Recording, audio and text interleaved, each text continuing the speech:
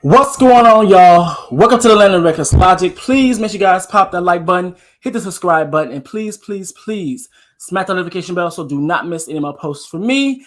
Let's get straight into this video because, baby, this is going to be a show, okay? Let's get straight into it, y'all.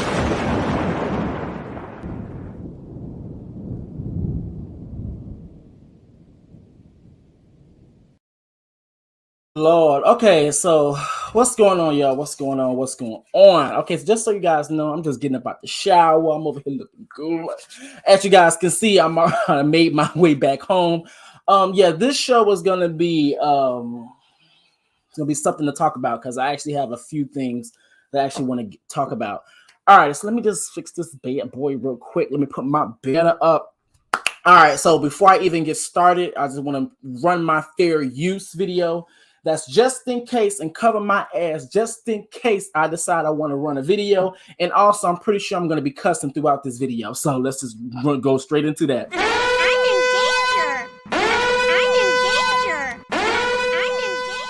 in danger. Disclaimer. Copyright disclaimer under Section 107 of the Copyright Act of 1976 allows is made for fair use for purposes such as criticism, always constructive. Comment down below. News reporting, I guess that's what we doing. Teaching, hopefully y'all learn something. Scholarship, we ain't got no money. Education and research so you can get a nasty piece of degree. Okay? Fair use is a use permitted by copyright statute that might otherwise be infringing.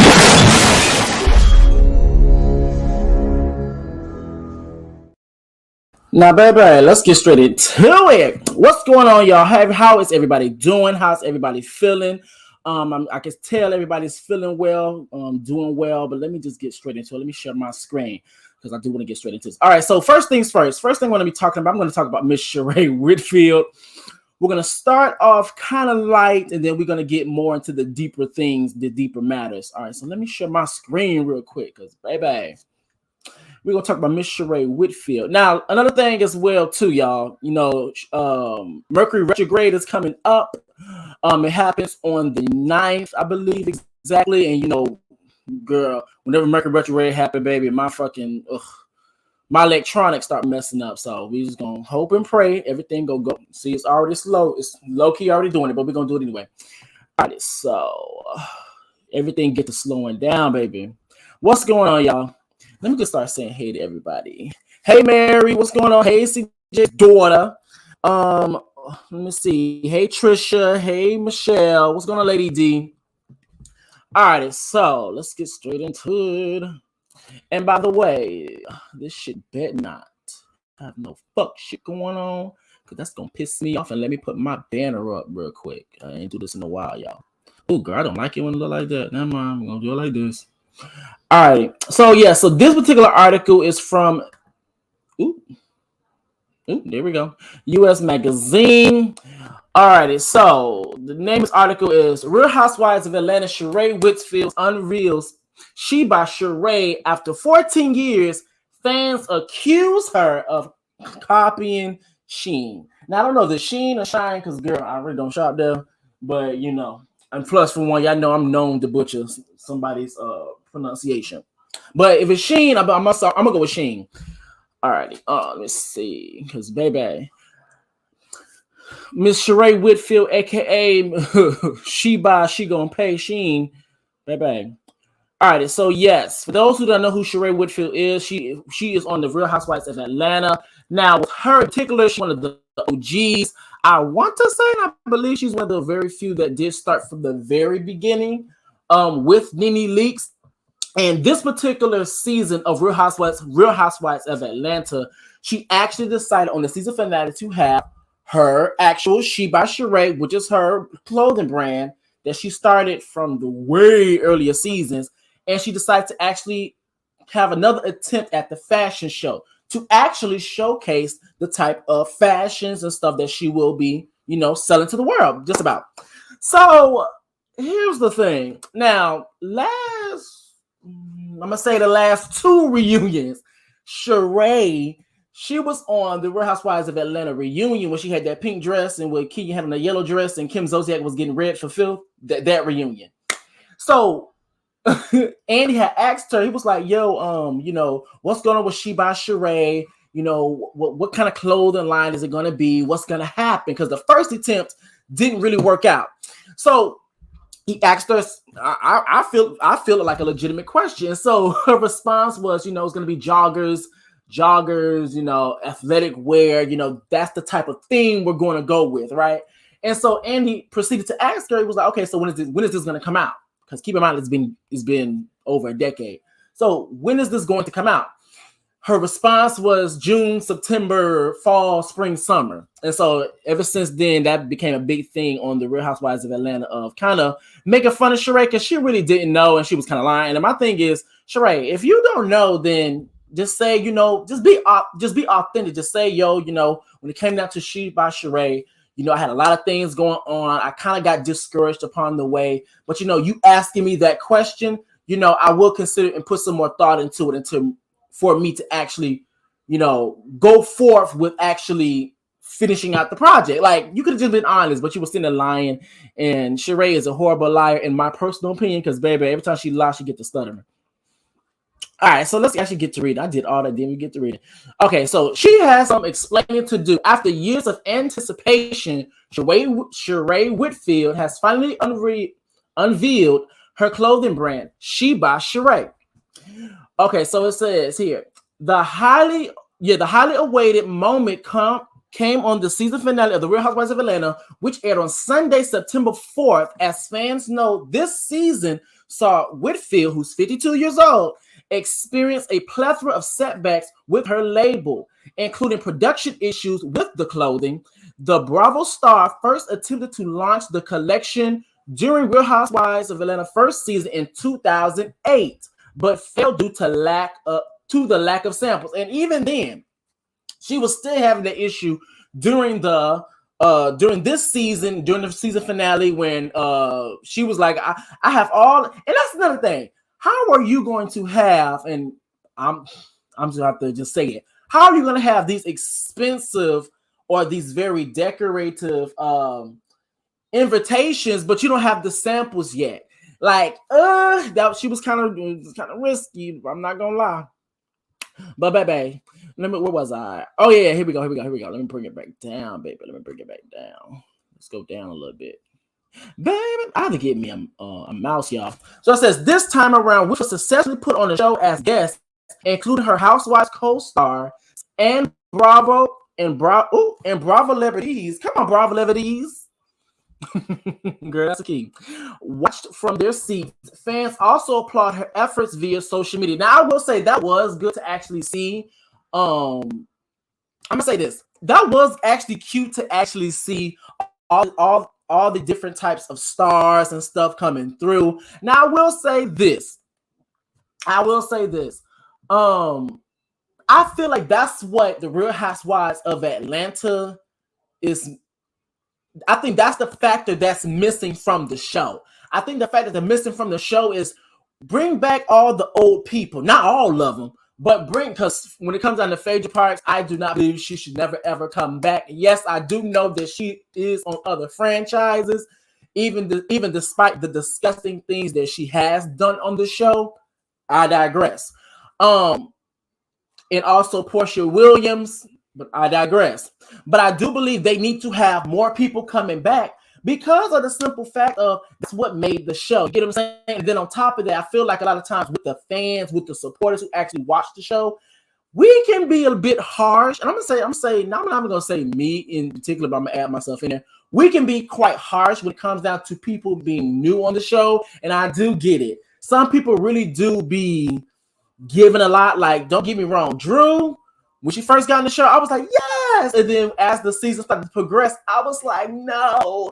And so I do believe that there are people that come on the show and they try to put on this persona. They try to, I guess, amplify their moments, and it comes off as forced. But however, I do know and I do believe that every single person that comes on the show should have multiple seasons, only because eventually, I feel like they'll find their way. They'll know they'll get the hang of it. Because I do believe this is always rocky. Because in baby, like this particular season, when it comes down to Sanya, I may not I like singing. I had high hopes for singing when she first came on the show. And okay, I'm gonna give her a chance, But then as time went on, I started to see certain things, and it's like, girl, what the heck are you doing? What are you talking about? Now, I don't dislike Sanya, because girl, I couldn't stand Tanya. Sanya, it's just that when it comes down to her, I feel like she needs more seasons. And I just feel like that first season is always bumpy for people, because even this season, Drew may not be the fan favorite, but people are starting to actually like Drew more from what I've seen. So just let them just get over that first season, probably first or second season, and you get over it. All right, so let me do this. Let me continue reading. Now, y'all see how this my stuff is over here messing up, right? Baby, come on, Mercury retrograde, about to come up. Oh, I can't stand when it happens. All of my stuff start messing up. Let's go down, baby. Okay, so after 14 years, I quote, Whitfield said in a professional interview during Sunday's episode, I've had a lot of ups and downs. I've had a lot of letdowns. I want everyone who feels like they can't do it to keep pushing with prayer, determination, hard work. It will definitely pay off. And that's the thing. That's all Sheree had to say on that reunion. Like, you were lying. And I do understand that moment has become like a meme or like a gif, real popular on social media when it comes down to Bravo fans or supporters. It's just that you just be honest. It's like you just be lying. In my personal opinion, I feel you just be lying, and we can tell that you're lying. And it's like, girl, you're lying about stuff that you could have just told the truth about. And I do understand that when it comes to people's craft, people can be real sensitive. So some people may lie just so the full truth won't come out. And so the real harsh, I'm going to say the real harsh critiques don't come. I get it to a degree, but it's like, girl, you could have just stopped lying. And I got all these people. All right. So it says, Whitfield's praise was short-lived, however, as fans quickly accused her of her brand of copying designs from both Shein and Amazon. No, girl, now she got over here stole from Prime, allegedly. She by somebody else. Girl, they love doing that. She by somebody else. A social media user tweeted on Monday, September 5th, sharing a side-by-side photo of Whitfield in a gray workout set and a photo of a model in a similar look on Amazon. Now, it says a second person wrote, more like copyright infringement by Sheree. Girl, they get creative with this. It took 14 years to decide to steal someone else's designs. A third critic posted a screenshot of a Shein model in a lookalike set. So after 10 plus years of no fashion, you put your name on a lookalike Jeffree Star logo, printed it in an AliExpress Shein garment, and charged $130. She charged $130. $130 for joggers. But you better take your ass up to the nearest TJ Maxx, Marshalls, and if people want to, Ross. Joggers is not now. These joggers better be sprinkled with something. These better be some high level joggers.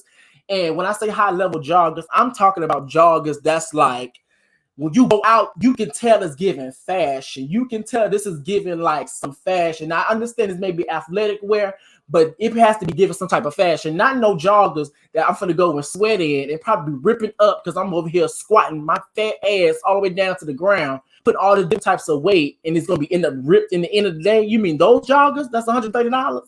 And I'm going to be sweating in, sweat stains, and all the different types, deodorant, all the different types of things. Girl, no. But I digress, hey, so you put a price on it, somebody buy it. Girl, how dreadful. We were rooting for you, shaking my head. Girl, this is going to be a bit much. Okay, let me go.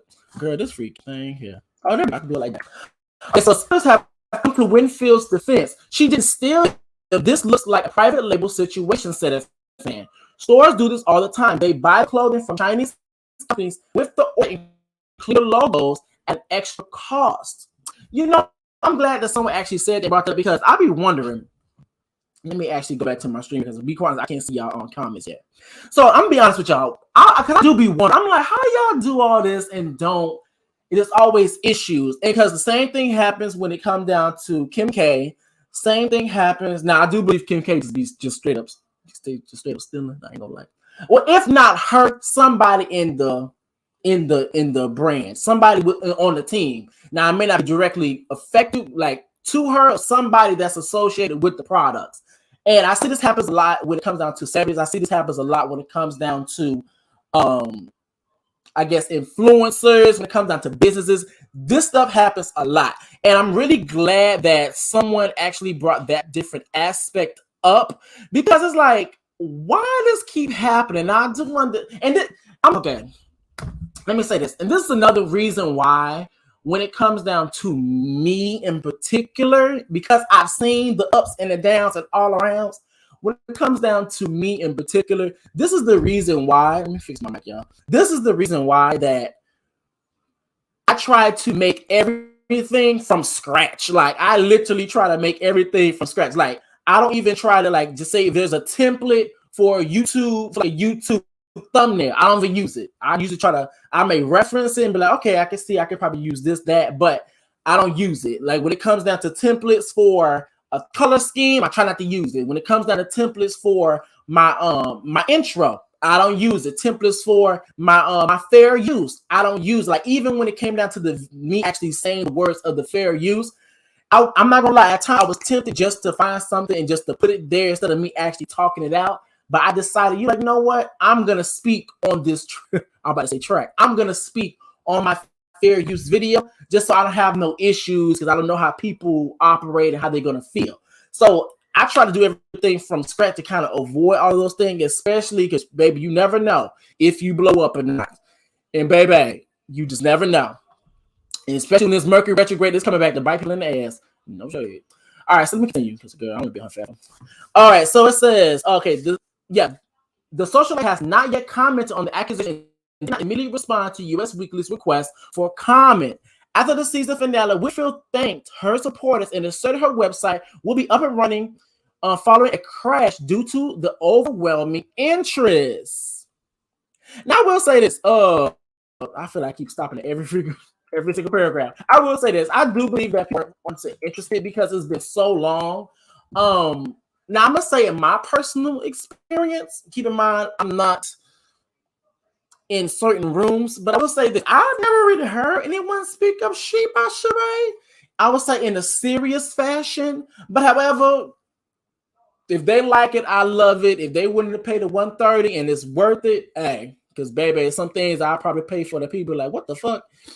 All right, so yes. Now it says here, quote, due to the overwhelming interest in She by Sheree, the influx of love is crashing the website. She wrote via Twitter on Sunday, but please understand it's being worked on, so continue to check back and within the next 24 hours. We are oh yeah, I'm about to say, not this site over here using all different types of slangs and not really actually spelling out things, but it's a quote. We are working to get this resolved. We wish to serve you soon. Thank you for your interest. Thanks to the customers whom we were able to serve so far tonight. Come on, customer service. Baby.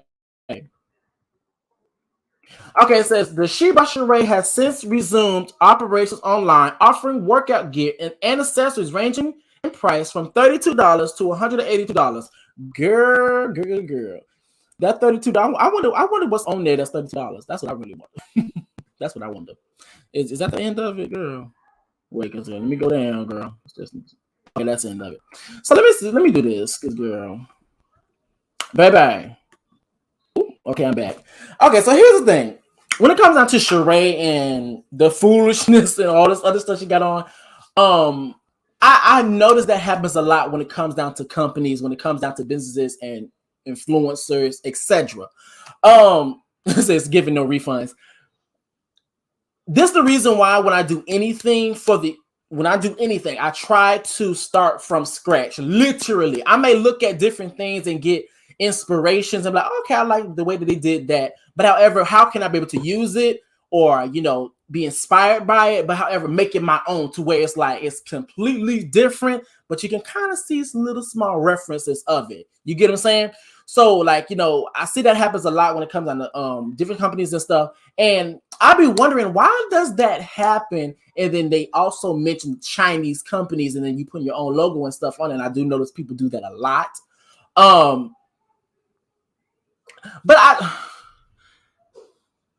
I will say this. Do I believe that Sheree stole? Because I saw the pictures of Sheree being next to next to the other the other things.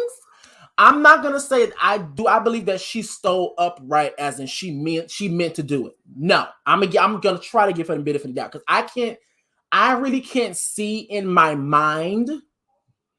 I can't see in my mind her having this particular company, business idea, etc., for so long, trying to get it up off the ground, trying to get it up and operating. And then when you actually do get it up and operating, you decide to steal ideas from somebody else. You get what I'm saying? So I can't see that. But however, I will say this is that I do believe that when it comes down to Sheree and stuff, and the She by Sheree, she just might get a lawsuit. Now, however,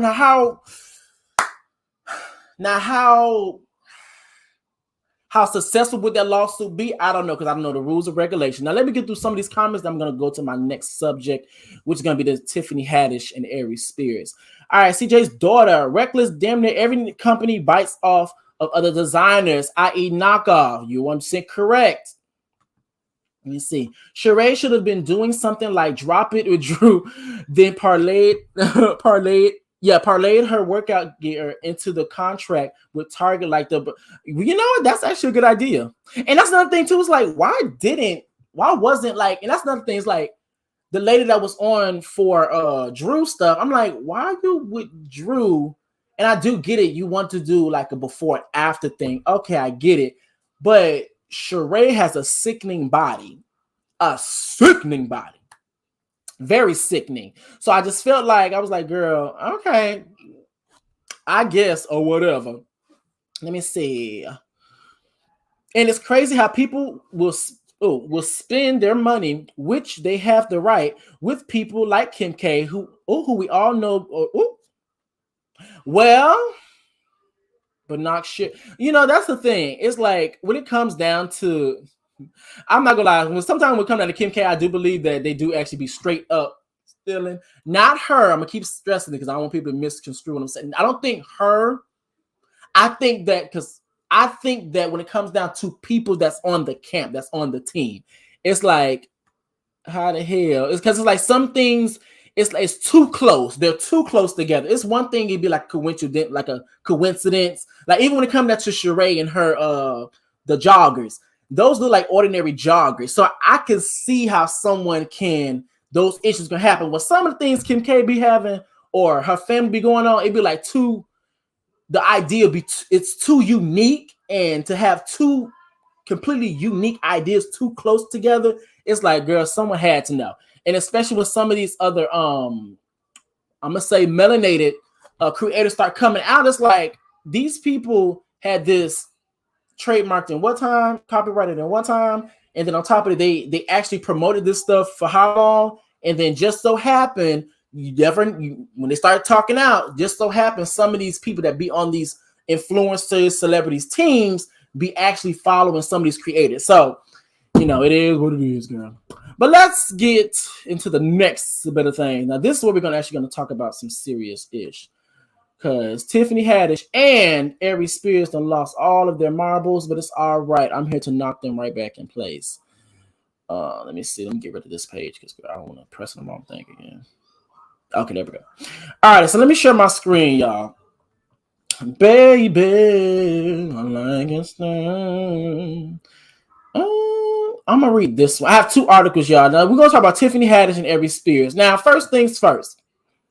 I'm going to give you guys a little background how this even started. I'm pretty sure that you guys already know, because for me, especially when it comes to situations like this, I like to sit back, even though it's probably not a good thing. I like to sit back and actually see what's going to happen, what's going on, all these different things. Because I don't want to put my mouth on something when I don't have all the details, and then, I end up looking like an ass. Okay, I'm not going to lie. All right, so first things first, Aries Spears and Tiffany Haddish, both these people are comedians, but they're both under fire because of a particular video that resurfaced, I believe from 2020 something, 2014, 15, 16, up in that era. This particular video was called Through the Eyes of a P word, pedo. I'm gonna say pedo. And so within this particular video, it's supposed to be a PSA with a comedic it's supposed to have comedic relief. But however, let me actually take this down for 2.5 seconds. I want y'all to see me. It's supposed to have some type of comedic relief, but however, it was 2013. Okay, there we go. It was not executed well, and then on top of that, it was very inappropriate. If that was the goal, for it to be a PSA and have comedic relief within it. But even then, I seen the video, and when I actually watched the video, it was very cringy. I was trying to understand where was the comedy. I was trying to understand what, like, I can understand like the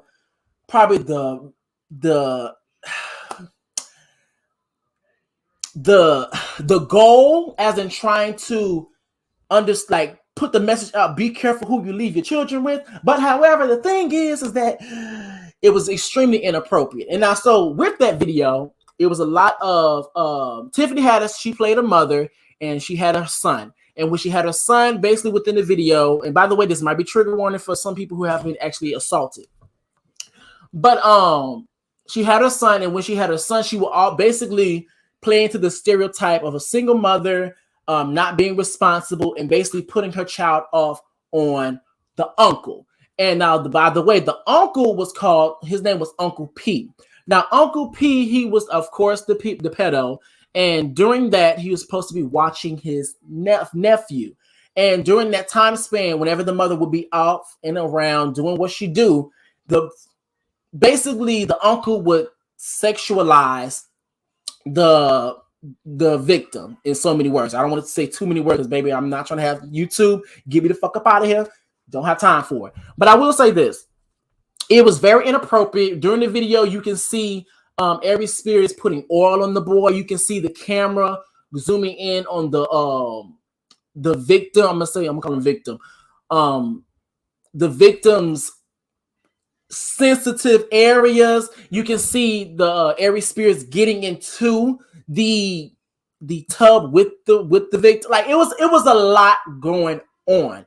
And then not only that, they were also playing R. Kelly music at times. It was too creepy, but not okay. So this is the reason why it came up, to my knowledge.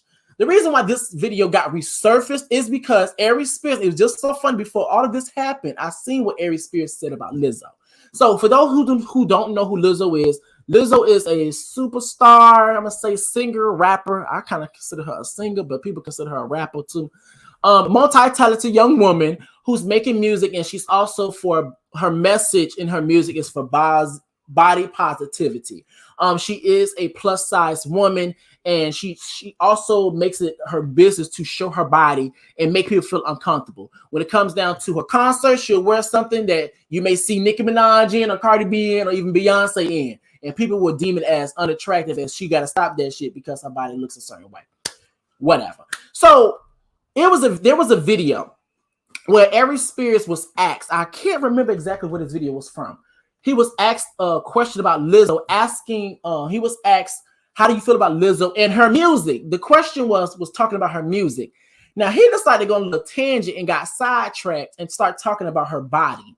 And I can see how people get kind of sidetracked because her music talks about body positivity. But however, that wasn't the question. The question was asking about her music. And then not only that, sir, you're acting like you're a size 2.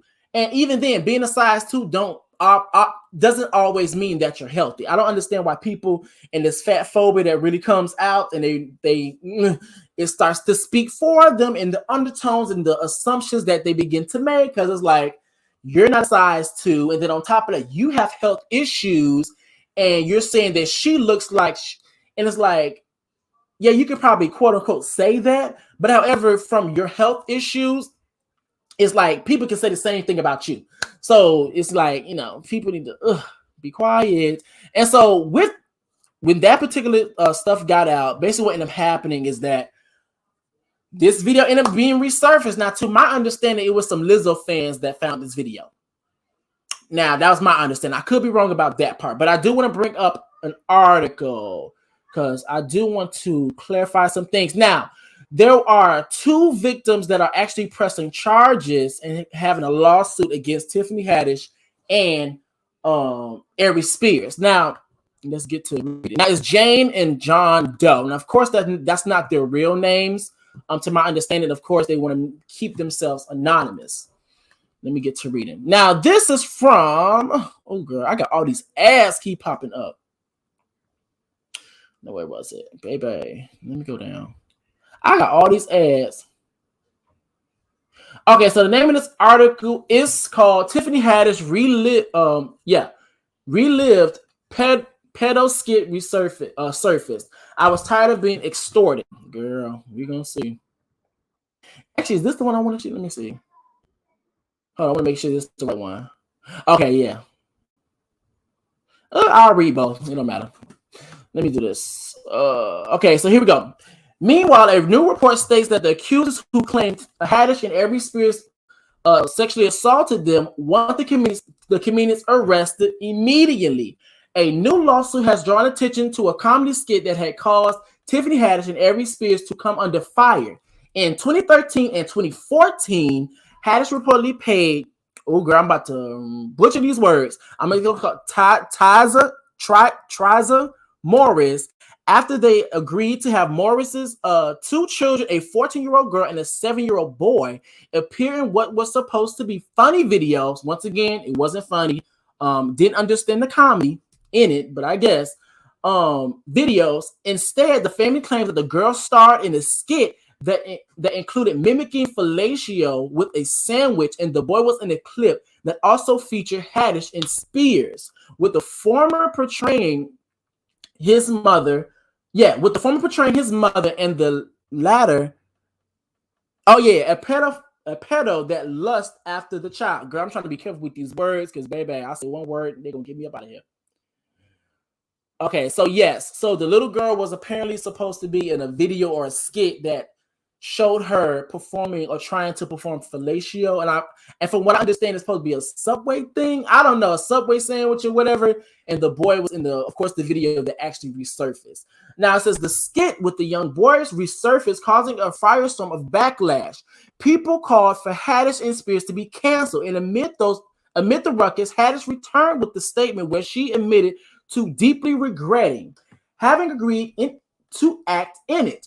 Still, the accusers, now adults, claim that they were groomed and sexually assaulted by the actors. Okay, and this is another thing I do want to say, because I don't know if this particular article is going to mention it, but I do want to mention this because while it's on my brain, because I don't want to forget. Now, when stuff like this happens, I never want to be the person to completely disrespect the victims and all of that. And I do understand, because I know people are always, I do understand. There are people out there that use certain sensitive causes and use certain sensitive movements and weaponize those things. I understand that. But the issue that comes into effect when it comes down to this particular issue is that there's a video. And with the video, it's very uncomfortable. It's very uncomfortable. It doesn't leave, like Conscious said, it doesn't leave no room for you to actually give a shadow of a doubt. It was too much going on in that video. And then on top of that, it was very cringy. And then on top of that, now another reason I want to bring that up is because the simple fact of people like Charlemagne the God spoke out, people like Brat spoke out, and I believe it was somebody else that spoke out about the incident. Now, here's the thing. When you have a close proximity to somebody, and they are going through issues or going through a scenario where they are being accused of something. Now, I do understand inherently people want to speak up for their person, especially if they know them as a good person, especially if they have a good experience with this person. You want to speak up for that person. But here's the issue that comes along with that. You have to be careful because, once again, just because you had a good experience with the person, that does not mean this particular person that you may be defending is or isn't, I know I'm probably butchering, isn't capable of doing the things that they are being accused of. You get what I'm saying? Now, keep in mind, everything here is of course accusations. I'm gonna say strong accusations because, baby, that video is not looking too good. But I will say that when it comes down to stuff like what the Brat was saying, talking about, no, is that the money grab and all the things, it's like, girl, you're putting your foot in your mouth because the simple fact of there's a video to actually support that this was, it could go into the narrative that there's something more could have happened. And then not only that, the mother did also speak out saying that she was told that it was for Nickelodeon, which some I read in the article, that she was told it's for Nickelodeon. But however, with all of that being said, none of this stuff was put onto Nickelodeon. None of this stuff was promoted on any type of kids shows. And even then, if this was something for Nickelodeon, a kids network would promote this. It wasn't making sense to me from what they had told the mother. But we would, I believe the way that this article is going to go, I believe that we're going to get more into the mother a little bit later, because I don't understand how. Actually, I'm gonna wait on that. All right, so let me actually go down, girl. Mercury retrograde keep messing with my stuff, girl. Okay, so yeah, so now we got Jason Lee, Tiffany Haddish, and Mayweather. Excuse me, I don't need you playing in the background. Thank you so very much. I don't know if y'all can hear that. I got stuff playing. Okay, it says, in a new update from Hollywood Unlocked, a platform owned by Jason Lee, one of Haddish's best friends, the comedian suggests that the lawsuit was set in place as a money grab. I literally just talked about that. The outlet included a photo of Morris at Haddish's birthday party back in 2020 and shared that the former friend seemed to have a falling out after Haddish told Morris she couldn't help her with her comedy career. It was also suggested that when Morris threatened to file a police report, Haddish encouraged her to do so. I wanted to take responsibility and I was tired of being extorted. She reportedly told Hollywood Unlocked, according that she was hold up, y'all. Oh, Jesus. Hold up, y'all. Oh, my God. I'm over here burping. That she was, where was I? Okay, we live. When the skit surfaced. Okay, let me go. Okay, there we go. Meanwhile, the Los Angeles Times reported that the accusers penned a letter to the district attorney's office and demanded that Spears and Haddish be arrested immediately. Okay, so I don't have to read the other stuff then. Okay, so previously Morris was allegedly told by a detective that because they were children being sexually assaulted, in the present day, their case wasn't a priority. Ooh, girl. That is disgusting. And it shows you just because the law is legal doesn't make it morally okay, because we have victims over here not being able to stand up for themselves because of the law. Okay, now it says, I quote, "This matters and complexity require your judicial powers and resources to tackle and end the depravity committed by Haddish and Spears." I know I probably butchered that word. Now it says, the letter reportedly reads, "My brother and I are prepared to speak with investigators and prosecutors from your office and provide you with irrefutable evidence and substantiates." Girl, my tongue be over here just tied. Our allegations. Hold up, y'all. I got all these ads keep coming up. Girl, let me see. Can I go down? Ooh. Okay, so we have the actual post right here. I was tired of being extorted. So now it's just saying it's a money grab. Girl, I don't know. Oh, that's a lot to read. Let me see. Can I read that? Oh, girl. Yeah, I read that. Okay, here we go. Now, this is actually Tiffany Haddish's post right here, girl. Let me go down. Okay, it says, "I know people have a bunch of questions. I get it. I'm right there with you. Unfortunately, because there is an ongoing legal case, there's very little that I can say right now. But clearly, while this sketch was intended to be comedic, once again, I don't understand what a comedy, like my thing is this. The people who actually sent this out there, where was the comedy in it? Now, to my understanding, I was hearing bits and pieces of Some people didn't actually see the final sketch or see the final video. But my thing is this: if the main objective was for a PSA and to have comedy, where was the individuals who actually saw this particular clip that understood what the actual goal was and making sure that that goal was effective?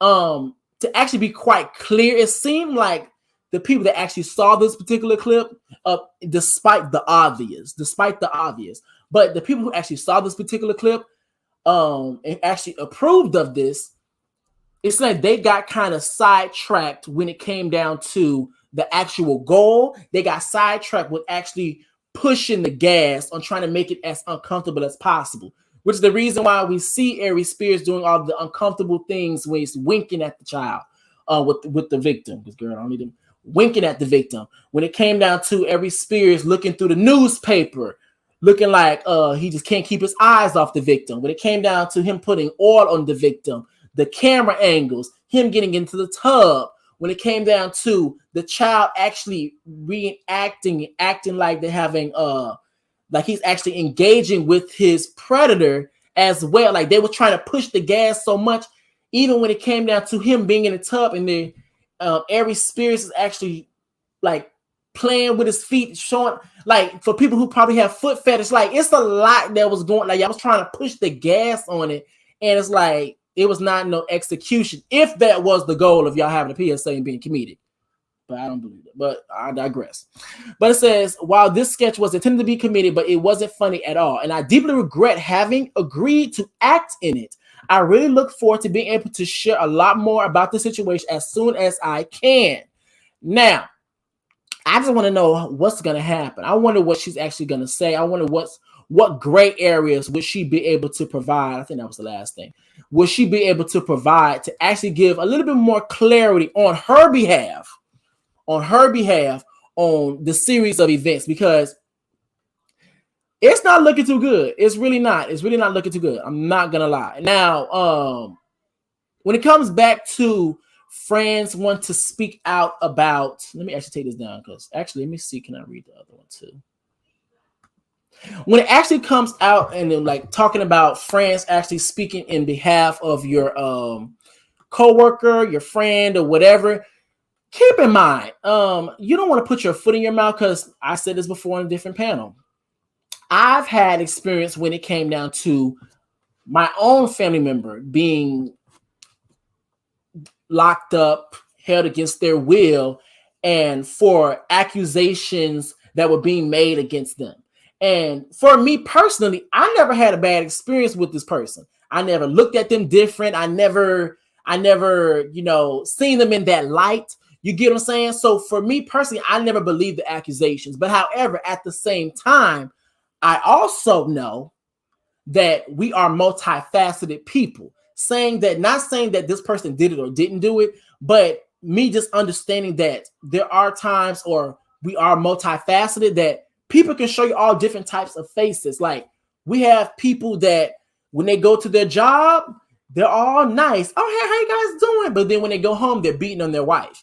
Like, we have people that literally when they be at their when they go out into the world, they present one thing, but then as in like they may be all hardcore, be a thug, do all these different things, but then when they go home, they're real lovey-dovey, they're teddy bear, they're real soft, they're real lovable. So I do understand all those things. So when it came down to me being in that particular situation myself, of me dealing with my own family members having strong accusations put against them, me personally, I never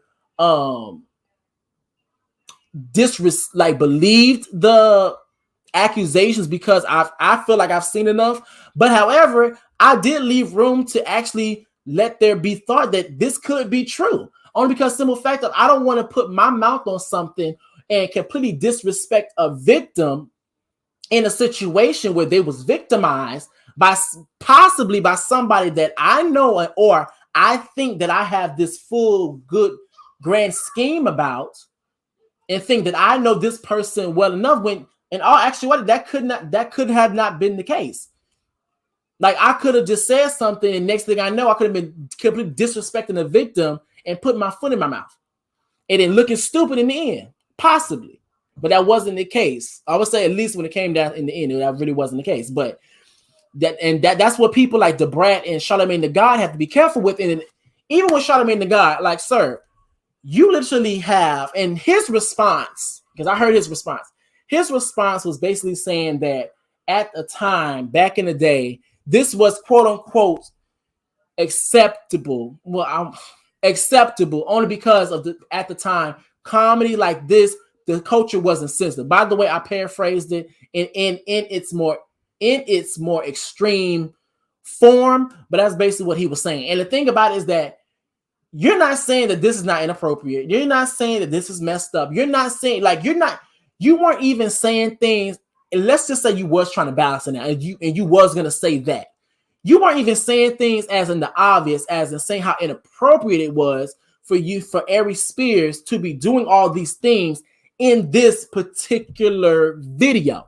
And then also going to take into account of the accusations and the numerous lawsuits, attempts, or whatever that's actually being put into the forefront. Like, and then again, I'm not shocked because he has his own lawsuit that he has going on. I'm not gonna say lawsuit, situation that he has going on when it came down to Jessica Reid. And when it came down to Charlemagne and Jessica Reid, I'm not shocked, surprised, appalled, flabbergasted by his response, because if you're willing to give a pass for this, only God knows what you're willing to give a pass to. And I'm not gonna say Charlemagne did it or didn't do it, but I'm gonna let y'all determine that. Y'all make sure y'all like this video, y'all. I gotta moisturize these lips, girl. Like, we're not gonna sit up and act like Charlemagne, you have your own stuff going on, and how do you not see this as being creepy? Like, how do you not see this as being creepy? Like, winking at the child, and then on top of that, why did you have to use actual children? You could have used anything else. And then on top of that, why did you have to be so direct? You get what I'm saying? You didn't have to be direct. The imagination, like our people's imagination goes. Like our imagination goes. And then on top of that, if you're gonna go with the idea that let's go with the idea that this was for Nickelodeon. Like, let's just say this for Nickelodeon. Let's just say this is for a kid-friendly network. And you want this particular PSA to go out, and while the parents are looking, the parents understand it, but however, when it comes down to the children, it goes over the children's head. Let's just go with that. It's a way you can do things to where that messaging can get out to the parents, because at the end it says, be careful who you leave your children with. And I do believe that it's a very important message to get out there, because you do have to be careful who you leave your children with. But at the same time, it's like you're saying that. But however, the thing is that it's so direct. It not gonna lie, children are much smarter than you believe. It's like children understand what the hell you're saying too. And you think that Nickelodeon, a kid-friendly network, would have posted that? I never would believe that. Now I will say this too, because I've seen this also go when it comes down to the Jessica Reid, and when this also comes down to this particular situation. I need to understand something. What is with people always blaming the mothers? I really need to understand this, because girl, my lips are dry right now. I need to understand this. What is with people blaming the mother? I really need to, like, it's not making sense to me. Like, I know for the surface level, it may actually make sense, but I need to know, like, because if you actually take into context, because I've noticed they did the same thing when it came to Jessica Reid. They did the same thing when it came to this situation. I need to know, because if in both of those cases they said that they trusted the person that they left their child with, I'm trying to understand how we're going to blame the parents for leaving their child in custody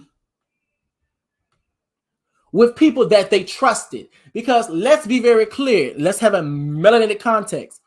Aren't we the same people? Black people, aren't we the same people that believe in community?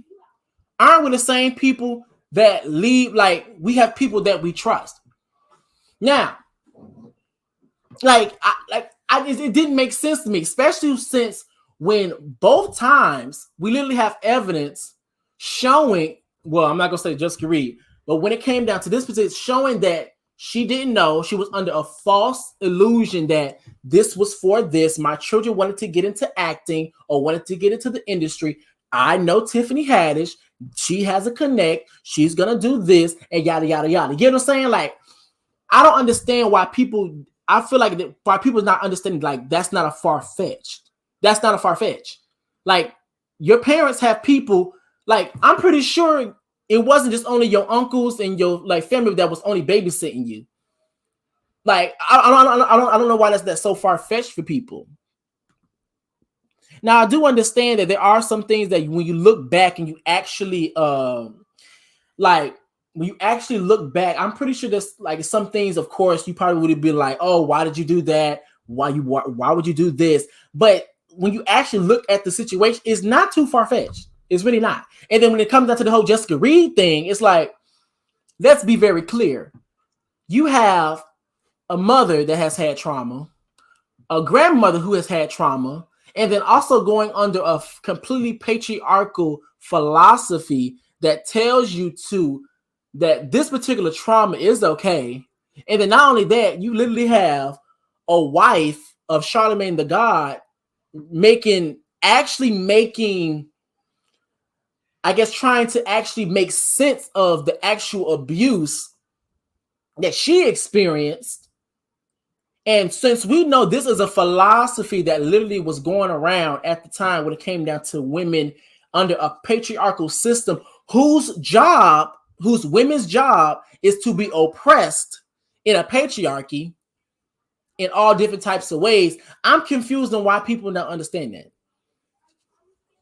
Especially if you literally, and this is the thing that gets me too, if you just actually literally go down your family tree and really start to talk to the women in the family and the men that's willing to tell the truth in the family, you will understand that's a common thing. Like, you will understand. Like, the exact same thing happening within my family too. And I just found that out. So I'm still trying to, and this also goes to another reason why it's like, I kind of get annoyed when we start to have certain conversations, because I do believe that when people, I'm going to say majority, not all, y'all, come into these conversations trying to get a ooh and a ah and a ooh and a ah, but I really feel like we're not really having a real life conversations. And I do get it. A lot of people don't like to talk about their sexual abuse. A lot of people don't like to talk about their trauma. But what are we doing if we're not really having the real conversations? We might as well shut up and just act like we ain't see nothing. If we're not there to have the real conversation, then what we doing? So I never really understood the whole thing about blaming the mothers. And I do get a piece of it. It's like, you're the child. You're this. Why would you do that? But it's not too far-fetched, especially when you understand the psychology in this. When you look through, we actually look at things from a spiritual sense, a physical sense, through the lens of psychology and through the lens of sociology. It's not far-fetched, especially, and actually, you can go down your family tree. So let me actually go through some of these comments before I actually go. All right, go to the next thing. But it doesn't take away, all right, let me see. But it doesn't take away that violators are the real problem. Exactly. Let me start from the beginning. Records, I feel like Jessica's mom should have been taking her word and allowed her to cooperate with the police. Yeah, and that's the thing too. When it came down to that situation, I do believe, I personally feel, but I also, once again, I understand the psychology. Because I've seen the psychology with other women. I've really seen it. That yes, I do believe Jessica's mom should have allowed her to work with the police, especially when she was okay and kept saying, I want to do it. I want to do it. I want to do it. I get it. And it says, but the only criticism, Jane and John's mom, I feel like she should have been there with her kids because of the reputation of Hollywood. And I will say that too. But then I have to say that too. But then again, at the same time, I don't know. It's like, yes, I get that. But I think that's another reason why I feel like people want to know what was the real relationship between Tiffany Haddish and the mom. Because then I guess that would give more insight to how much trust this lady really had. You get what I'm saying? So I don't know. But yeah, this was completely inappropriate, completely out of line. Let me see. Let me go down. This girl. No, no. They usually don't want to believe the popular, famous one is wrong because it's called being biased. You already know it. Let's see. Let's go up. Actually, can I do it like this? Can I do it like this? I can. Oh, okay, I can't do it like that. Okay. You can never co-sign someone's character. I'm say correct. I now wonder if the goal was to create a video for those people who like child. I hope YouTube don't get me for that comment.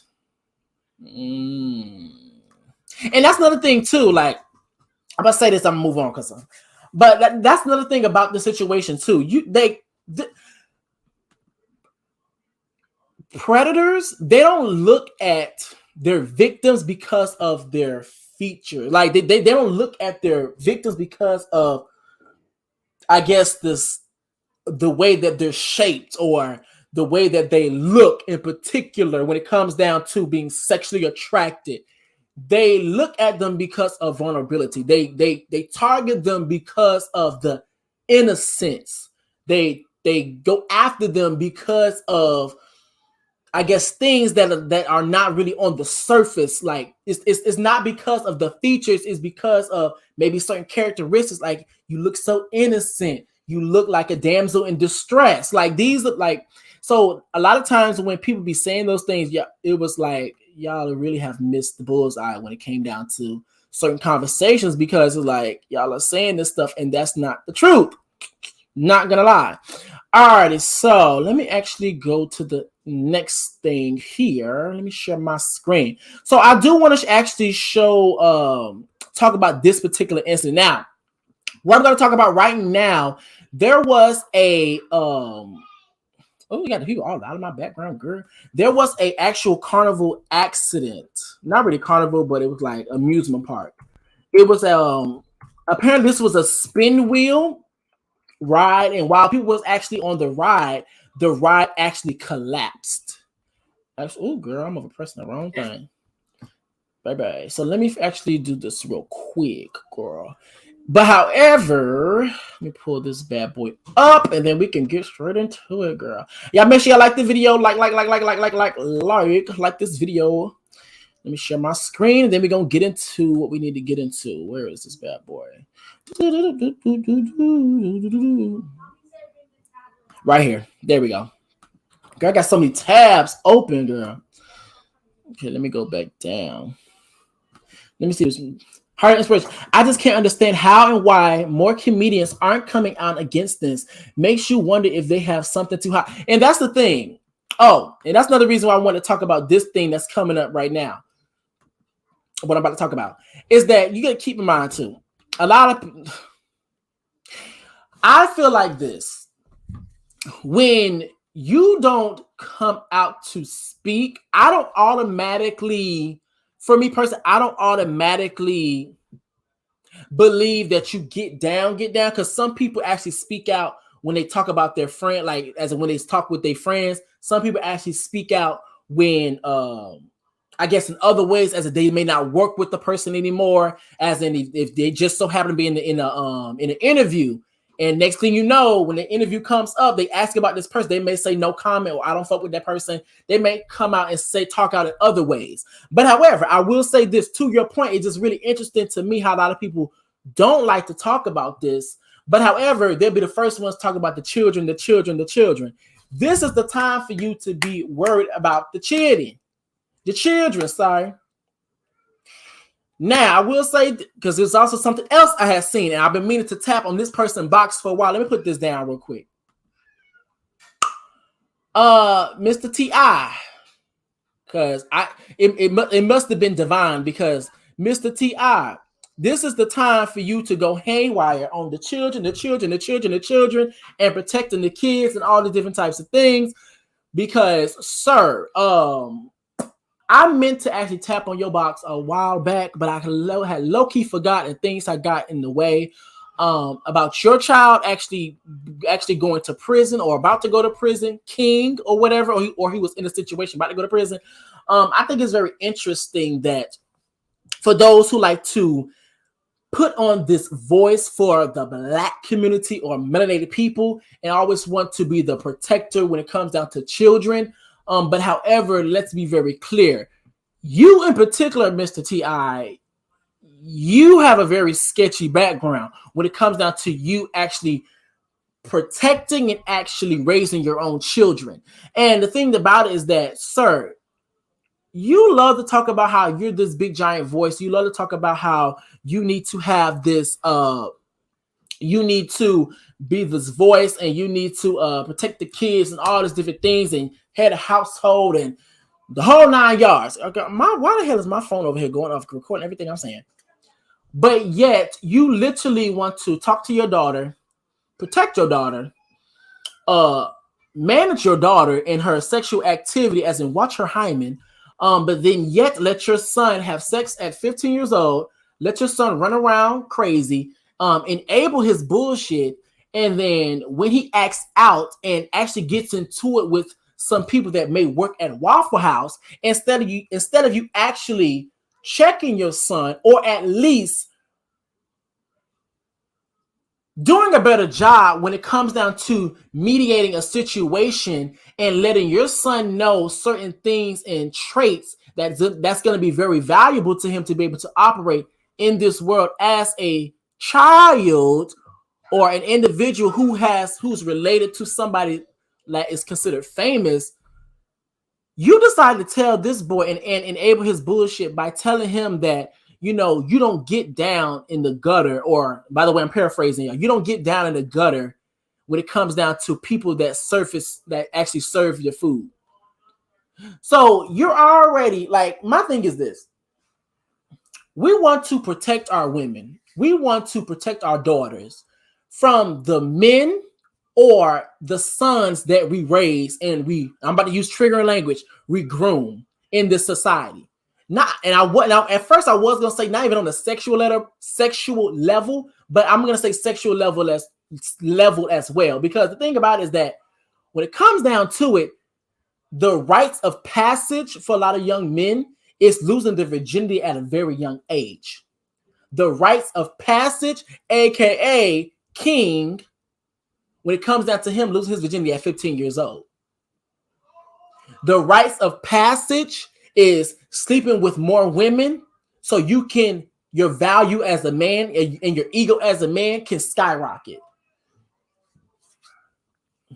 And so this will be the time for you to step up and be for the children, because when it comes down to your children, you weren't there for.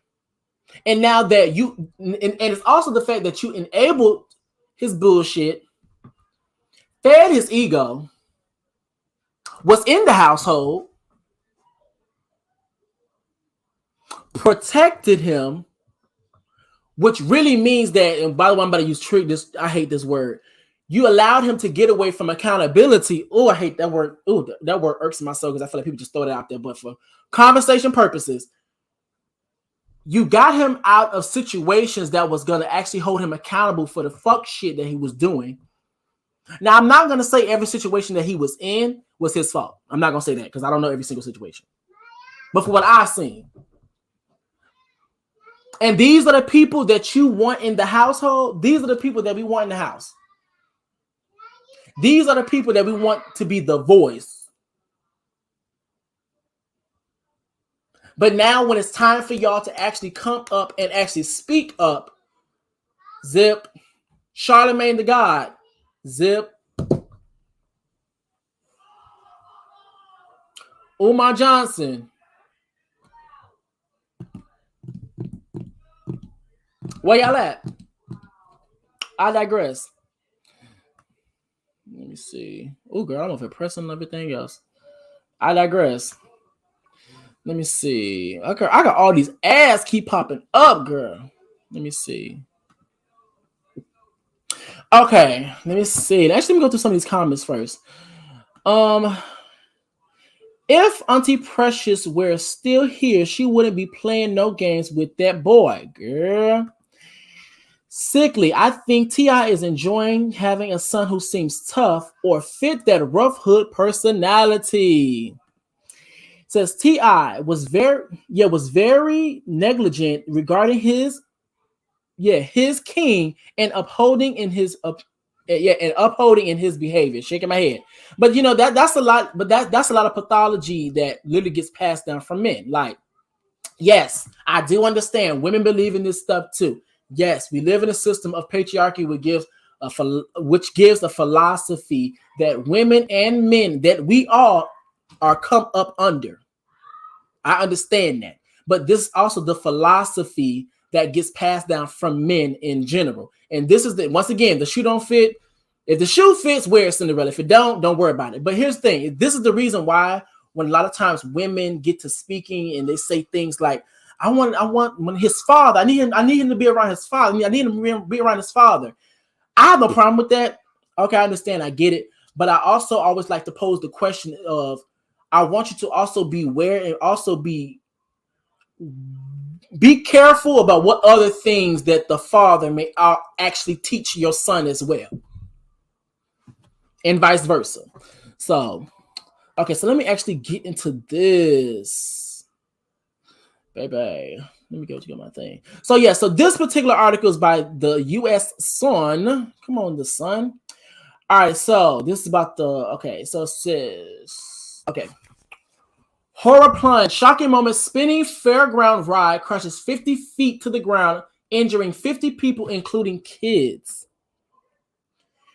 Now, thrill seekers can be heard screaming as they plummet 50 feet to the platform when the ride malfunctioned. Girl, this is crazy. And this is what the ride looks like, y'all. I actually seen the video. And this is what it actually looked like when it actually hit. Now, I will say this. From the video, some people, like, I'm not going to say some, people didn't actually, like, fly out or anything like that. They kind of went up. But because of the seat and because of the railing, they kind of stayed in the area, but they didn't actually go flying out and all that, all the other things. So I'm really happy that no one was actually, that this wasn't fatal. You get what I'm saying? All right, it says the horror accident happened at the Dussehra. Girl, I don't know, I butchered the hell out of that. Dussehra fairground in Mohali, India. On Sunday, a total of 50 people, including children, were believed to be injured in the incident and taken to the hospital. They were injured, but it wasn't fatal. I got all these ads popping up, y'all. Okay, it says, in the video shared on social media, the spinning wheel can be seen rotating before slightly tilting to one side and crashing onto the platform.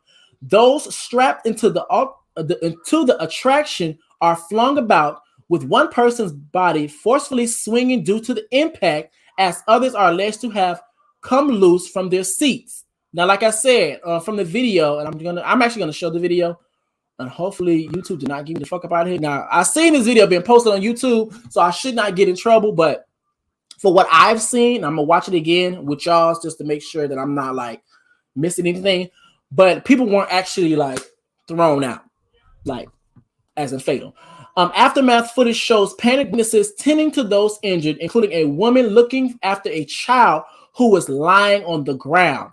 A local police official has alleged that the organizers were negligent, reporting that there were no ambulances at the fair. Oh, my mouth is dry.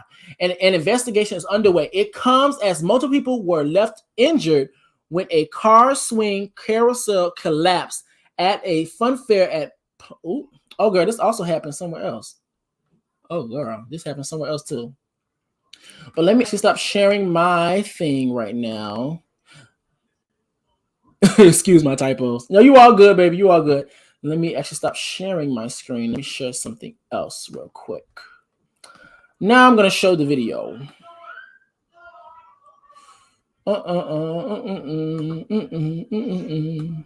Now, why was I looking? My video came up. I was like, yes, come on, algorithm. When I look this up. Let me see. Should I do a short or should I actually do a video? Girl, some of these. Okay, let me see. I'm gonna do this. I don't know if I should do that one. Let me see. I'm gonna do this one. It's a short. That's it right there, y'all. So yes, By the way, y'all, that's the reason why I wanted to play my fair use, just so because I wasn't really sure if I was gonna play this video or not. But since I'm sure this falls under fair use, y'all. So yeah, that's why I gotta make sure I pause it too. So yeah, so they was basically up in the air, and then basically they ended up plummeting down 50 feet. And as you see from the end, no one was actually hurt, as in they flew out. They were injured, but not actually like allowing it to be fatal. Now they say it went to one side before it actually fell. Ugh, girl. See. Oh, wow. Now I'm not gonna lie, the first time I seen it, I thought someone actually did fly out, but that wasn't the case. Why all these ads keep popping up, girl? I can't even do what I need to do. All these different ads. No, I don't want Pornhub.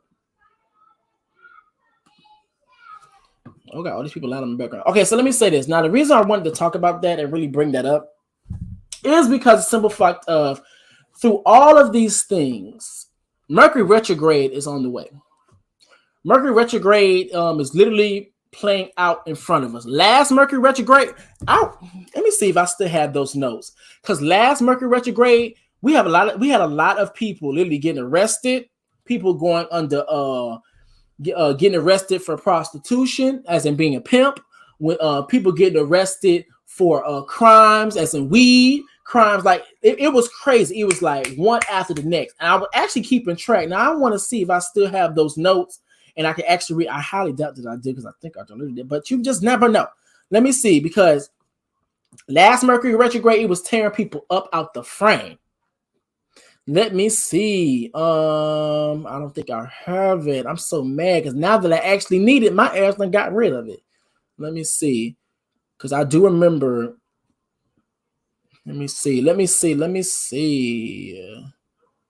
Nope, I think I got rid of it. And that is a shame, because I literally kept track of everything that was going on during that Mercury retrograde. And they said during Mercury retrograde, things are gonna happen. It was gonna happen with your devices.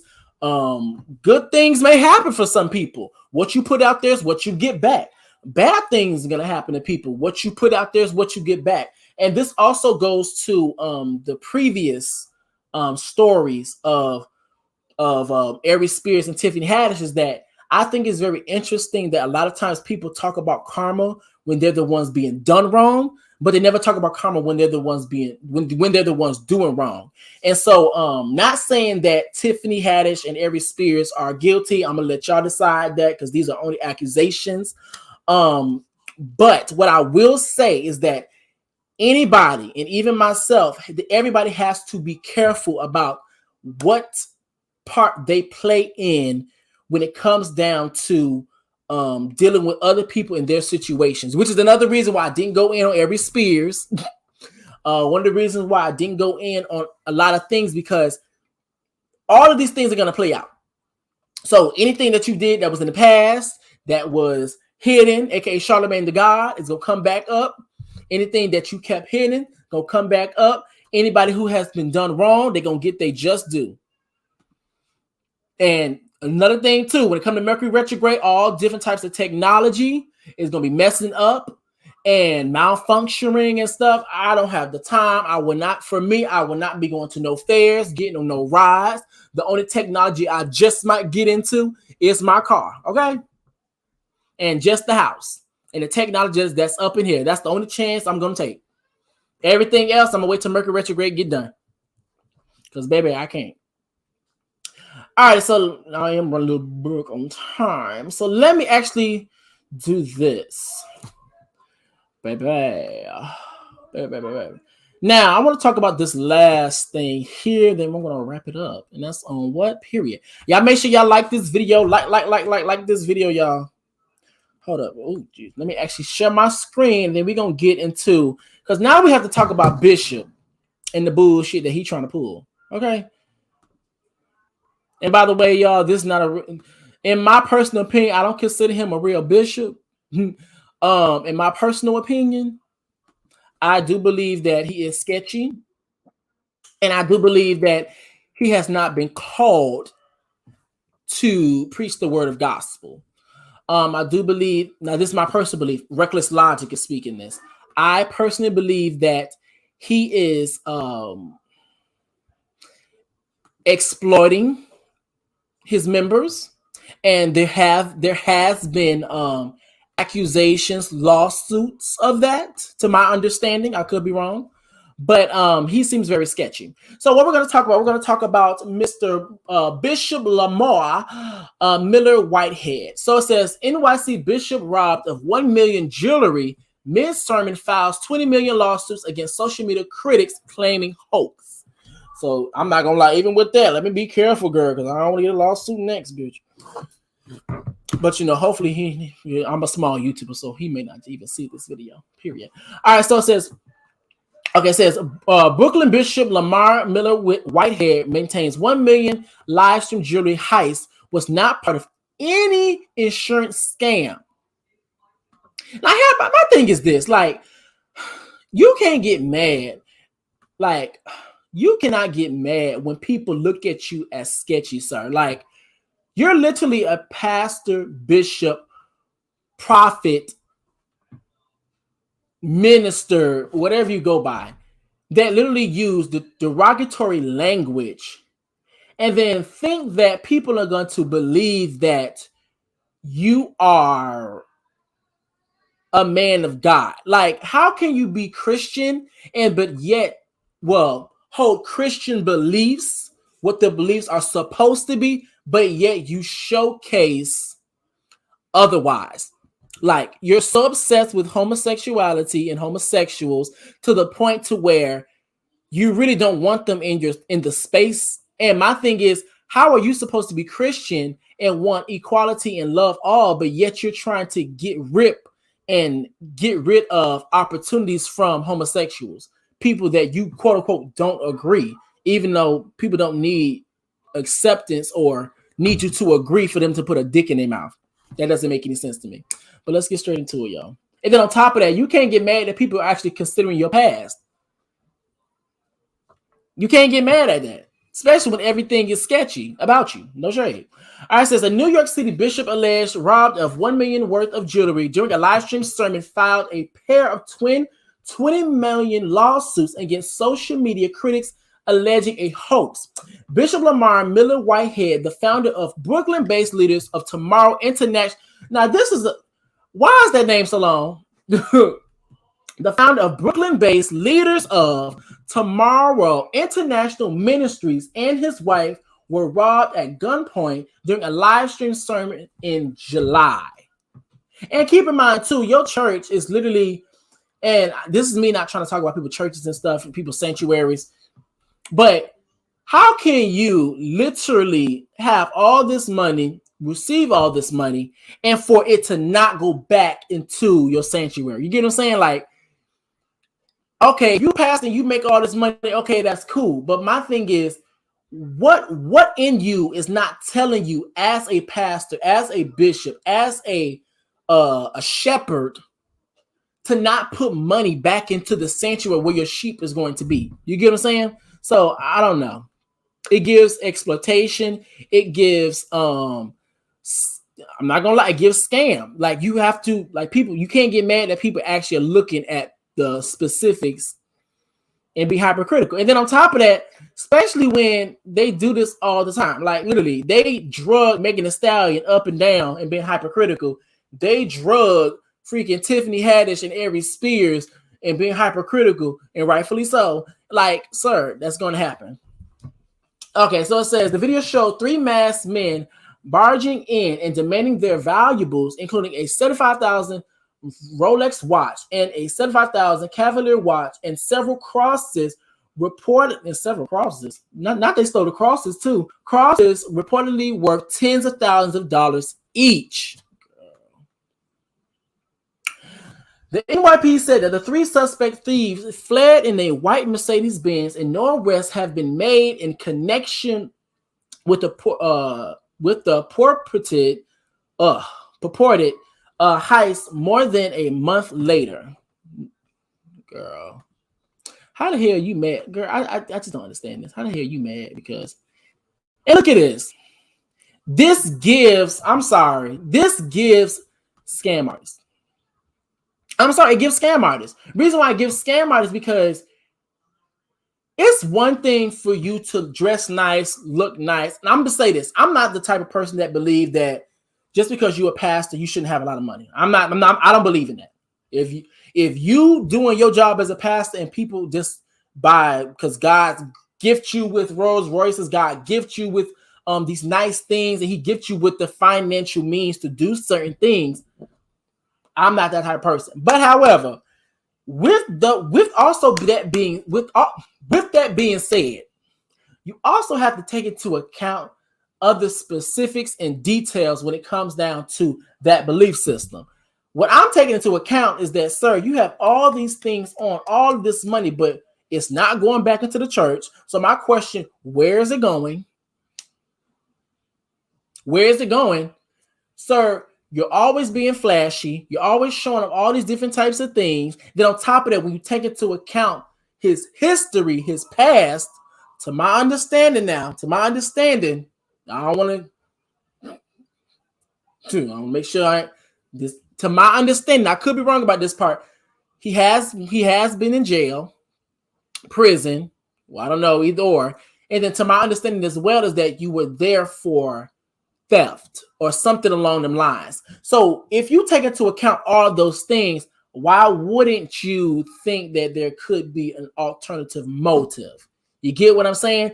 Especially when I guess people think that people should have acted a certain way, even though, because even in the video, people were saying, why aren't people moving? Why was the camera turned this way? But I'm going to say this, for me personally, I didn't see nothing wrong with the way that other people reacted, only because of simple fact of I've been in situations when it's been time for you to run, or it's been time for you to do something that is considered to be appropriate, as in you run for your life, or as in, you act a certain way that's considered, the right thing to do. But however, things happen. You go in shock. You just look appalled. You don't know what to do. You just sit there. So, all of those things. But he gives sketch.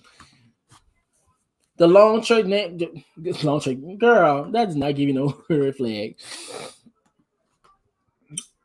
Let me see. Let me go down. Okay, so it says the bishop reportedly reenacted the caught on camera robbery while preaching at the pulpit in the days after the incident. Whitehead, who allegedly has a past of okay, come on, there we go.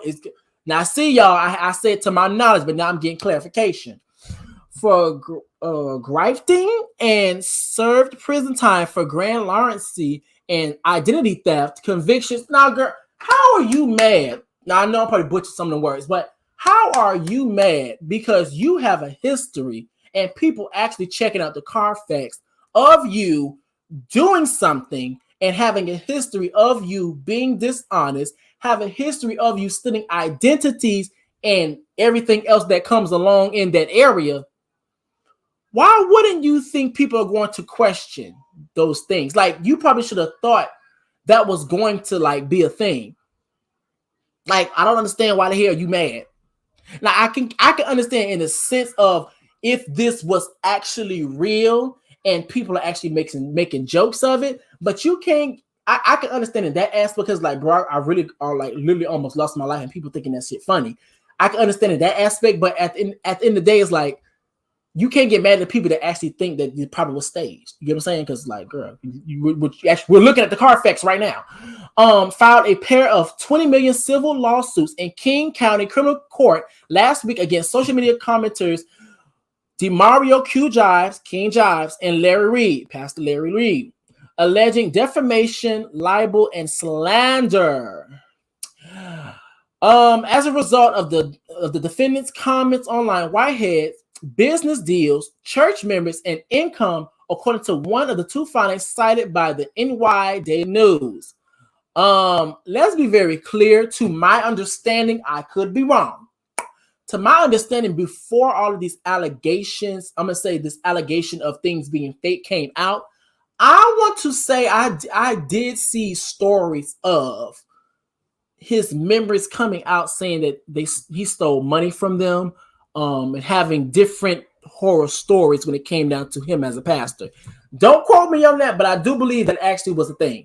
Y'all do your own research. I'm not telling you that's true or not true, but I could have sworn I've seen something like that. But okay, once again, we take it in the Carfax. Girl, come on. We got all these different ads popping up, girl. Okay, Jives, who runs a YouTube channel with more than 80,000 subscribers, allegedly claimed in the video last month that Whitehead had been spotted wearing the same jewelry. Purportedly robbed from him, while also accusing the bishop of drug dealing and collaborating with gangs, the Bloods and Crips. Whitehead maintained that such allegations are all false. Now, I do remember us talking about this particular situation on Conscious platform, and I do remember, hey, what's going on, RB? I do remember us actually, you know, because you already know when we be over there, we be pulling back layers, you know, talk about accusations, talk about the rumors, and we try to see what makes sense, what doesn't make sense, try to make sense of it all.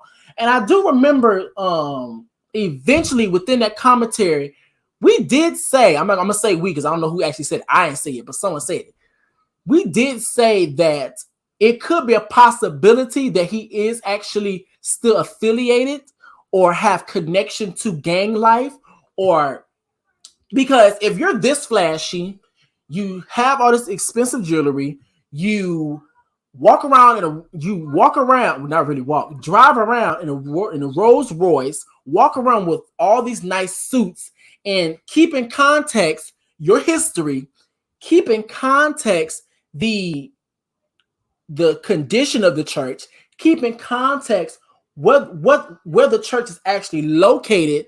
It seems like to be in an urban neighborhood, which is associated with poverty, and with poverty comes crime, and which comes stealing because people have to survive, trying to find a way out. Then in order for you to actually feel safe and confident in doing those things, then people would obviously make the assumption or consider the point of maybe you are protected. Now, protected from who? I'm willing, and I'm going to say for me, I'm willing to believe that he's protected more. He's protected. He has more protection than just the Holy Spirit and God himself. I believe he's protected by other things as well. That's carrying a 9 or some piece of steel. I'm just going to say that. That's what I believe. Now, I could be wrong. You would not be suing me. All right. So, he said all those things are false, baby. The second filing, meanwhile, says Reid, another social media personality, wrote online that Bishop Whitehead scammed people out of money. Remember, I said that, but I wasn't sure. It says the New York Post reported. He also predicted that the controversial bishop be locked up in about 3 months. Now, that's the thing. So it did not, and then this is him reenacting how he reacted when he was robbed during the sermon in July. And here's the thing: how are you going to react it? Now, I'm not even going to too much talk on that because I didn't see the video of him reenacting it. Maybe have some context, but how are you going to react it and then talk about people thinking that it's fake when you're going to reenact it later on? Kind of going to the narrative that this could be fake because you already acted it once, you can act it again. I don't know. Okay, it says, I quote, "I'm a commentator," Jives said in a reaction to the lawsuit to the Post. "I've given commentary on religion, politics, public figures, everything. We make a lot of jokes, especially about this particular situation, because this guy really is a joke. So for him to try to even file something is egregious. Girl, you know my tongue is always be tired. Blame it on my tongue and not my heart, y'all. Reid deemed Whitehead's litigation absurd and unfounded, saying he has no case." Girl. And to be completely honest, to my understanding, to be completely honest, it's like everything that Larry, and I'm gonna say, I really haven't looked at the King Jives, but everything that Larry has said or stated, hasn't that been proven? Hasn't that been proven, or has he said like got his resources and had his resources come up, or said his resource to where we actually know that he's not coming up with this out of his ass? I don't know. But we're gonna see in this lawsuit. We're gonna see if it's gonna get far. I don't think it's gonna get far, but then again, I don't work in the law field. I don't work in the Supreme Court or anything like that. So we just gonna see, girl.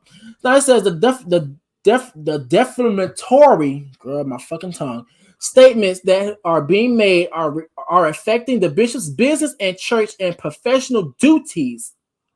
Oh, so he's trying to go. Also, okay, so he's trying to go the Cardi B route. He's trying to go over the him losing opportunities. So he's going to be very aggressively hold those people accountable that are behind it.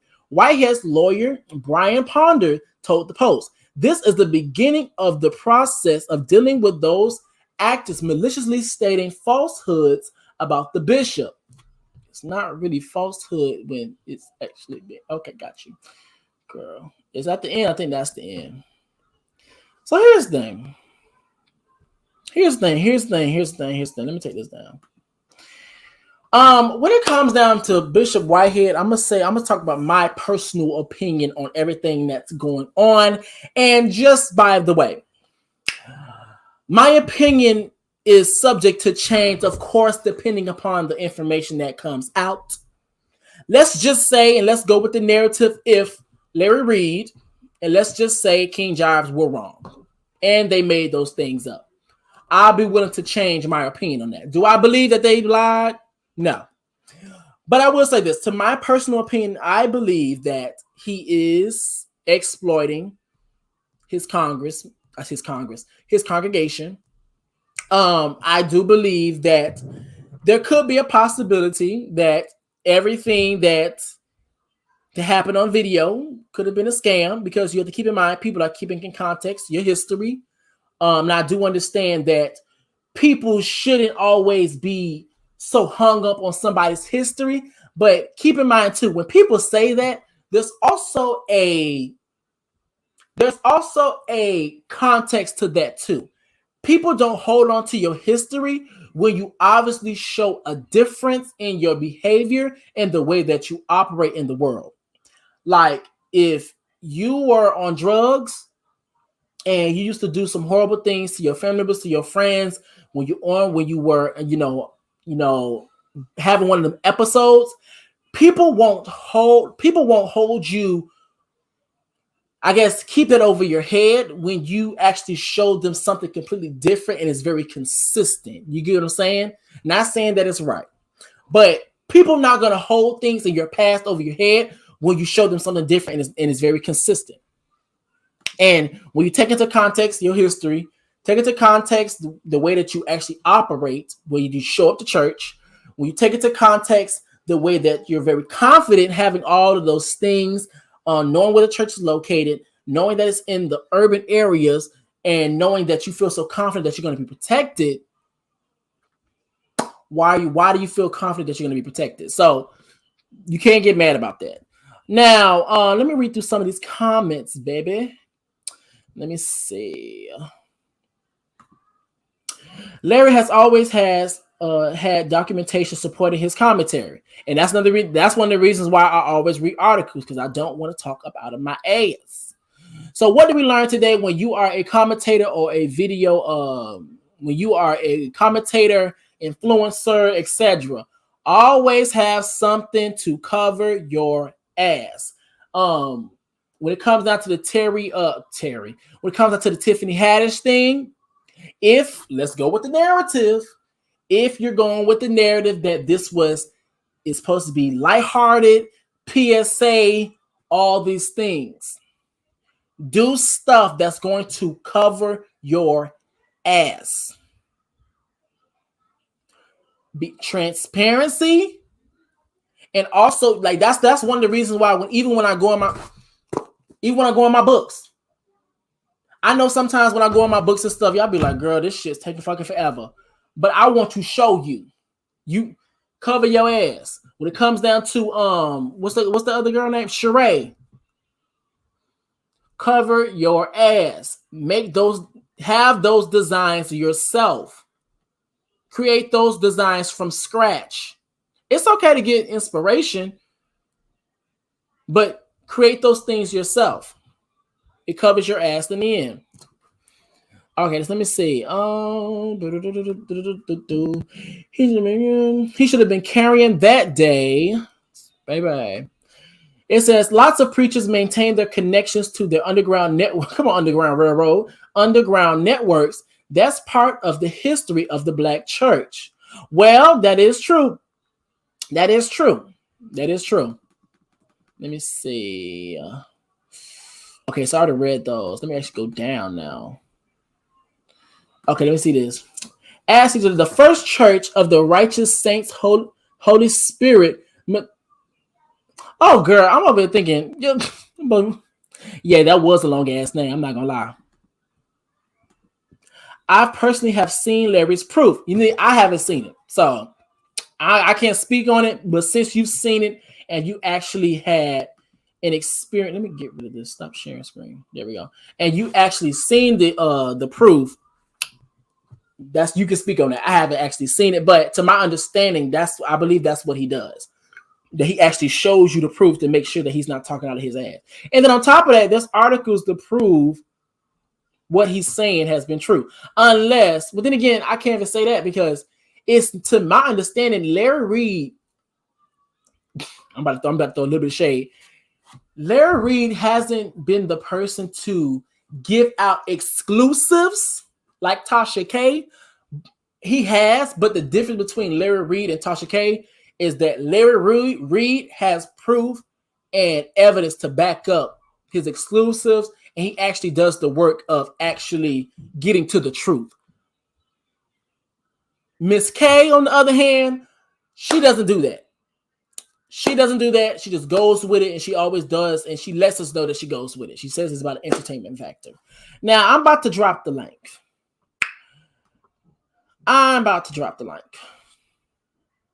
Baby, I like your style. And y'all let me know what y'all feel. If people come up, let me know what you feel, how you feel, what you don't feel, what you like, what you don't like. So I'll drop the link. I'm over here live on Twitch. I'm over here live on Facebook and YouTube. Yes, ma'am.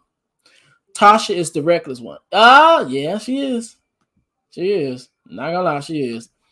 But you know that's y'all friend. I don't like her.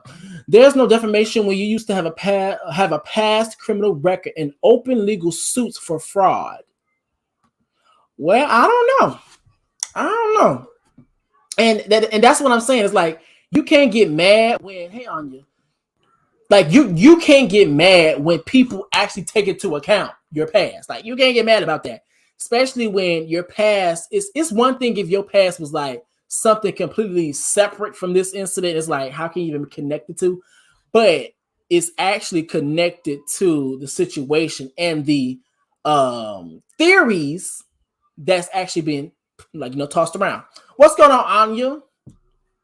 What you feel? How you feel? Let me know how you feel about Sheree and her and the She Gon' Pay Sheen and Amazon Prime. How do you feel about Aries Spears and Tiffany Haddish? How you feel about the accident that's going on at the fair amusement park? And also, how do you feel about Pastor Whitehead and his claims?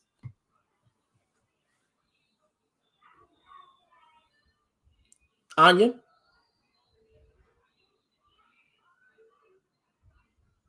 Ooh. Yeah, okay, drop down and come back up. I'm gonna drop the link again. Well, the link should be right there, but I'm gonna do it again. Just thinking. Oh, she's right back. She's right here. Bam. You hear me? Okay, I can hear you now. There we go. Hey, boo. I said, first of all, how you feeling? How you been? I'm doing good. You can see I'm finally back home. I'm finally in front of my camera again. Oh, yeah. All right.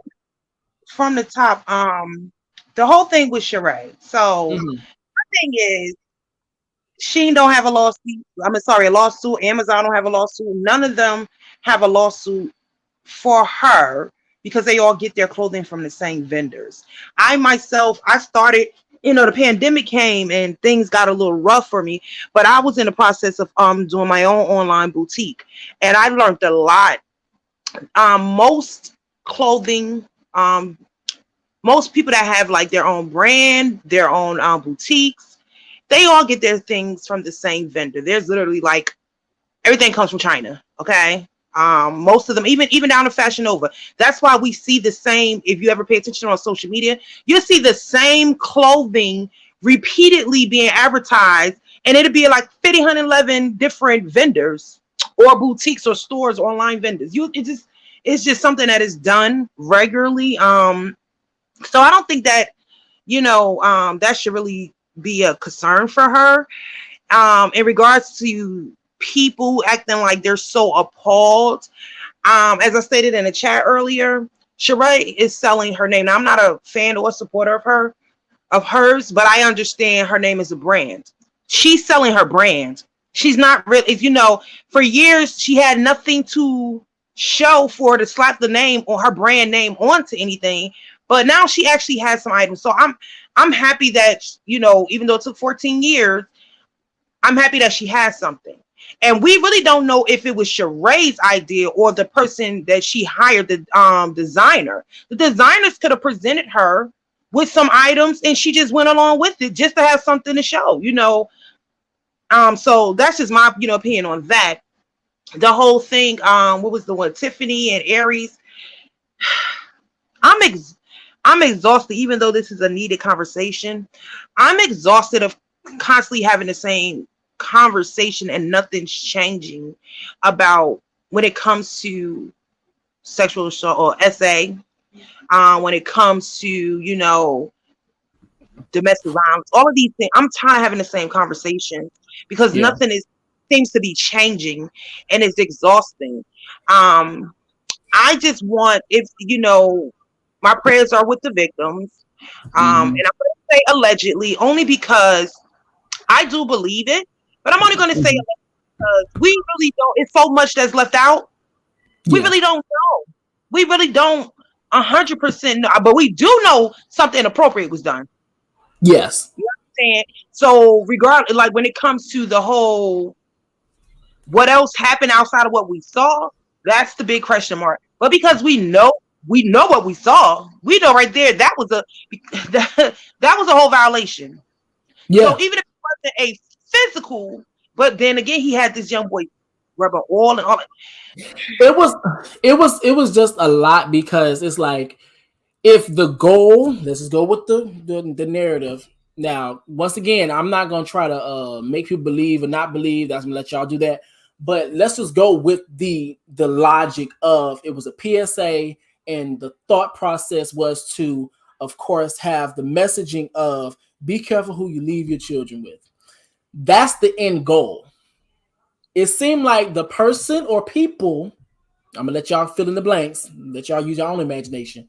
The people who saw the final product was so concerned with pushing the issue of making it feel so uncomfortable to the point that they kind of lost track of what was the real reason for having the video. That's the reason why they play R. Kelly.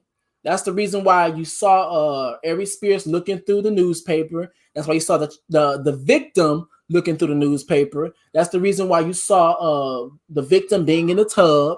That's the reason why you saw the victim, the camera pointing on sensitive areas of the victim. That's the reason why you saw even the subtle things that people probably didn't even realize.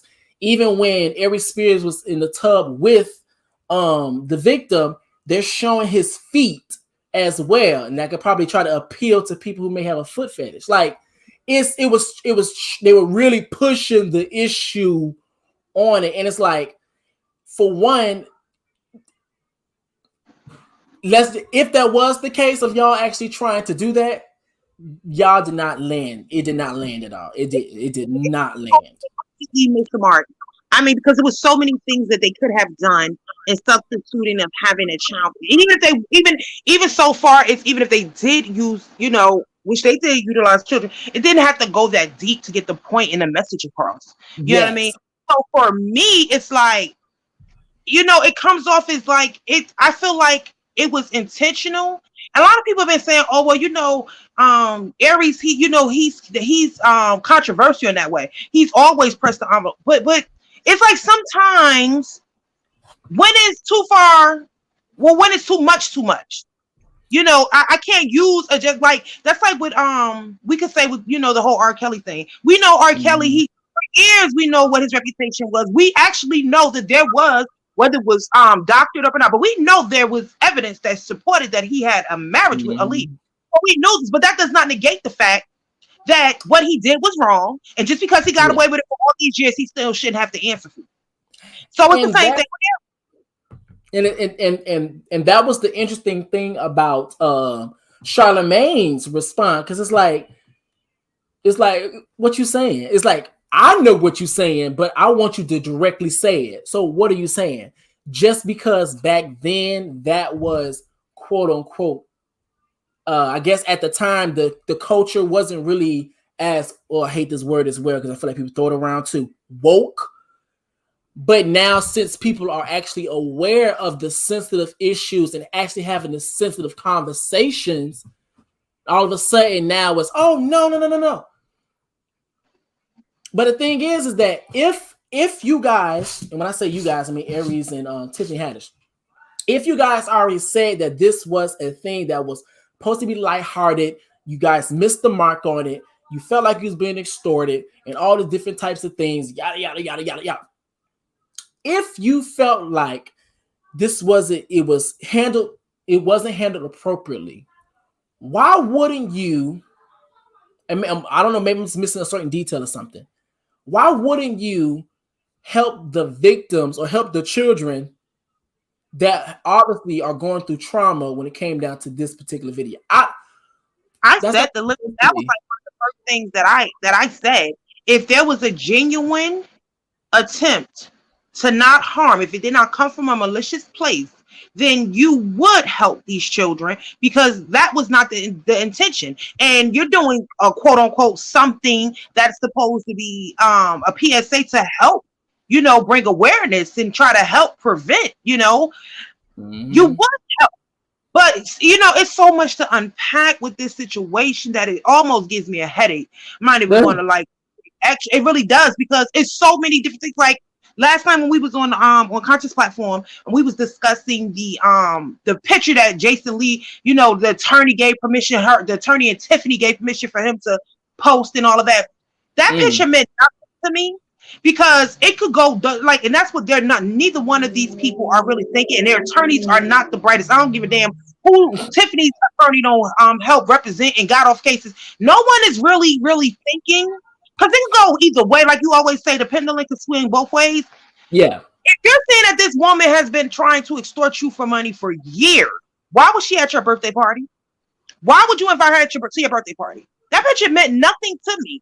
All it showed me was that there's more to this story than all of us will know in regards to Tiffany and the mom. I'm not necessarily, for me, because there are some people that have been questioning what was their true relationship. I guess they're trying to insinuate they have some type of intimate relationship, physical intimate relationship. I feel like Tiffany may have preyed on her that way. I don't think that they may have ever crossed that line, but I definitely believe there was some emotional intimacy going on between the two of them, where this woman really genuinely loved her beyond just like, sometimes you have like a brother or sister, not biological, but you may have somebody that you take on like a brother, sister, and you really love them. And you can share your deepest they usually call it a best friend. Yeah, and that's and that's the and my fault. I ain't mean to cut you off, but that's the reason why it wasn't making no sense to me personally when people keep trying to blame the mothers. I'm like, y'all act like you literally, and I understand some people may not fit into this box, but keep in mind too, even myself, I know that if I don't do something, that doesn't mean the whole world doesn't do certain things. Like, keep in mind, example, for me, with my parents and my mom, some people, they kiss their mom on their mouth. I never did that. I don't do that. We never had that type of thing, like kiss on the mouth, like, because for some people that's uncomfortable. For some people, I don't do that. But I also know if I don't do that, some people do. But however, it's not even in a sexual way. So it's like some people do certain things that you don't do, and you have to realize that too. And so with that being said, there are some people who have other people babysit, be in charge of their children that they trust. It happens. It does happen. You know, I speak in a tone where I could come off being judgmental, which is something I'm also working on or whatever, but it's more like an outcry for me because I know first and foremost, there's no right or wrong way to parent. We all as parents are going to error because we're human, right? But I just want sometimes not to be paranoid, but to just be, sometimes you got to be a little extra cautious and conscious within yourself because you can't trust nobody. I mean, let's be for real, you got parents out here that can't be trusted with their own children. Yes. You know what I'm saying? So, you know, you just have to have a mind. You can never say this won't happen. But then that also goes into having conversations with your children and then being that you can't, that to the fact that you can't protect your children from everything. Yeah. You know what I'm saying? But if you really have an open and an open dialogue for each child is different. But if you really have an open dialogue with your children from jump, I'm talking about, you know how we teach our kids ABCs before they even go to preschool, daycare, and any of that? You start teaching your kids. You're supposed to start teaching your children how to protect themselves, how to be aware of, you know, certain things, what's appropriate and inappropriate, and like literally place it, like beat it in their head, almost not beat, but you know, really throw that thing in their head, in their mind, that it becomes just as regular as them getting up in the morning to go use in the bathroom. You know what I'm saying? They know no one should touch me like this. No one, you know. If you feel not even, they don't have to get to the point of touching you. No one, certain things shouldn't be said. If you feel an uncomfortableness around someone, you know what I mean? You should be able to come and talk to me and let me know so that I could be, you know, because maybe my senses are off, my spidey senses are off. You know what I mean? But it's just hard with this Tiffany Haddish and this Aries Spears things for me because it is a trigger. It didn't have to be. I've been sexually violated, but I watched family and friends go through that where not just it was family, but people with close, like your close friends touching your kids, all of that. And I've watched like how some parents can like literally, I've seen the flip side of both, where some parents are completely in denial and keep exposing their kids to them. And then you have some that like literally almost causes them to have a breakdown or whatever. So I've seen how it all, you know, but with this whole narrative that, because Aries Spears made he was on somebody's platform. He was discussing it. I didn't hear the whole thing because I really don't even want to hear from them at this point because it was, to me, it was enough time for Aries to speak out. Like you waited for Tiffany. It was like you waited to see what Tiffany was gonna say for you to actually make a comment. And not saying the same things that she was saying, but the reality is Tiffany's really not even co-signing for you. She ain't really saying that you did or didn't. She spoke to the fact of the video and how she did, you know what I'm saying? She wish she didn't do it, but it's almost like she's silently throwing you under the bus. Like a motherfucker. Like she trying to separate herself, but and your simple self come and you're talking and making statements, but what are you really saying at this point? You know what I mean? Like, because I don't even know if he really defended. I don't know if somebody in the chat may know. They could put it in the chat. I don't know if he spoke about video in itself, but I know he definitely because the Shade Room posted it, he definitely said it's a shakedown, it's a money grab, and I'm trying to figure out, why didn't you feel this way from the initial reports came out? And this is what I was talking about a little bit earlier. I kind of started, but I kind of didn't finish it. This is what I meant when I said that let's just go, because here's the thing. Let's just go with their logic. Let's just go with the idea that this is a money grab. This is the reason why you have to do things that cover your ass. Because now you're in a situation that looks very sketchy, that has, now I'm not going to say they did or didn't do it, because these are only accusations. I would not be getting sued. But girl, you gotta play it smart. But what I will say is that this is the reason why you have to do stuff that covers your ass, because now you're in a situation where everything looks kind of sketchy. Well, not kind of, looks sketchy. Then not only that, you have accusations that can also be that can be supported by the video that has resurfaced. And then not only that, now you're starting to see people separate from you, which also adds, that can possibly add a layer of this could add some validity because now people may know that you may come under fire and now they don't want to be associated with you.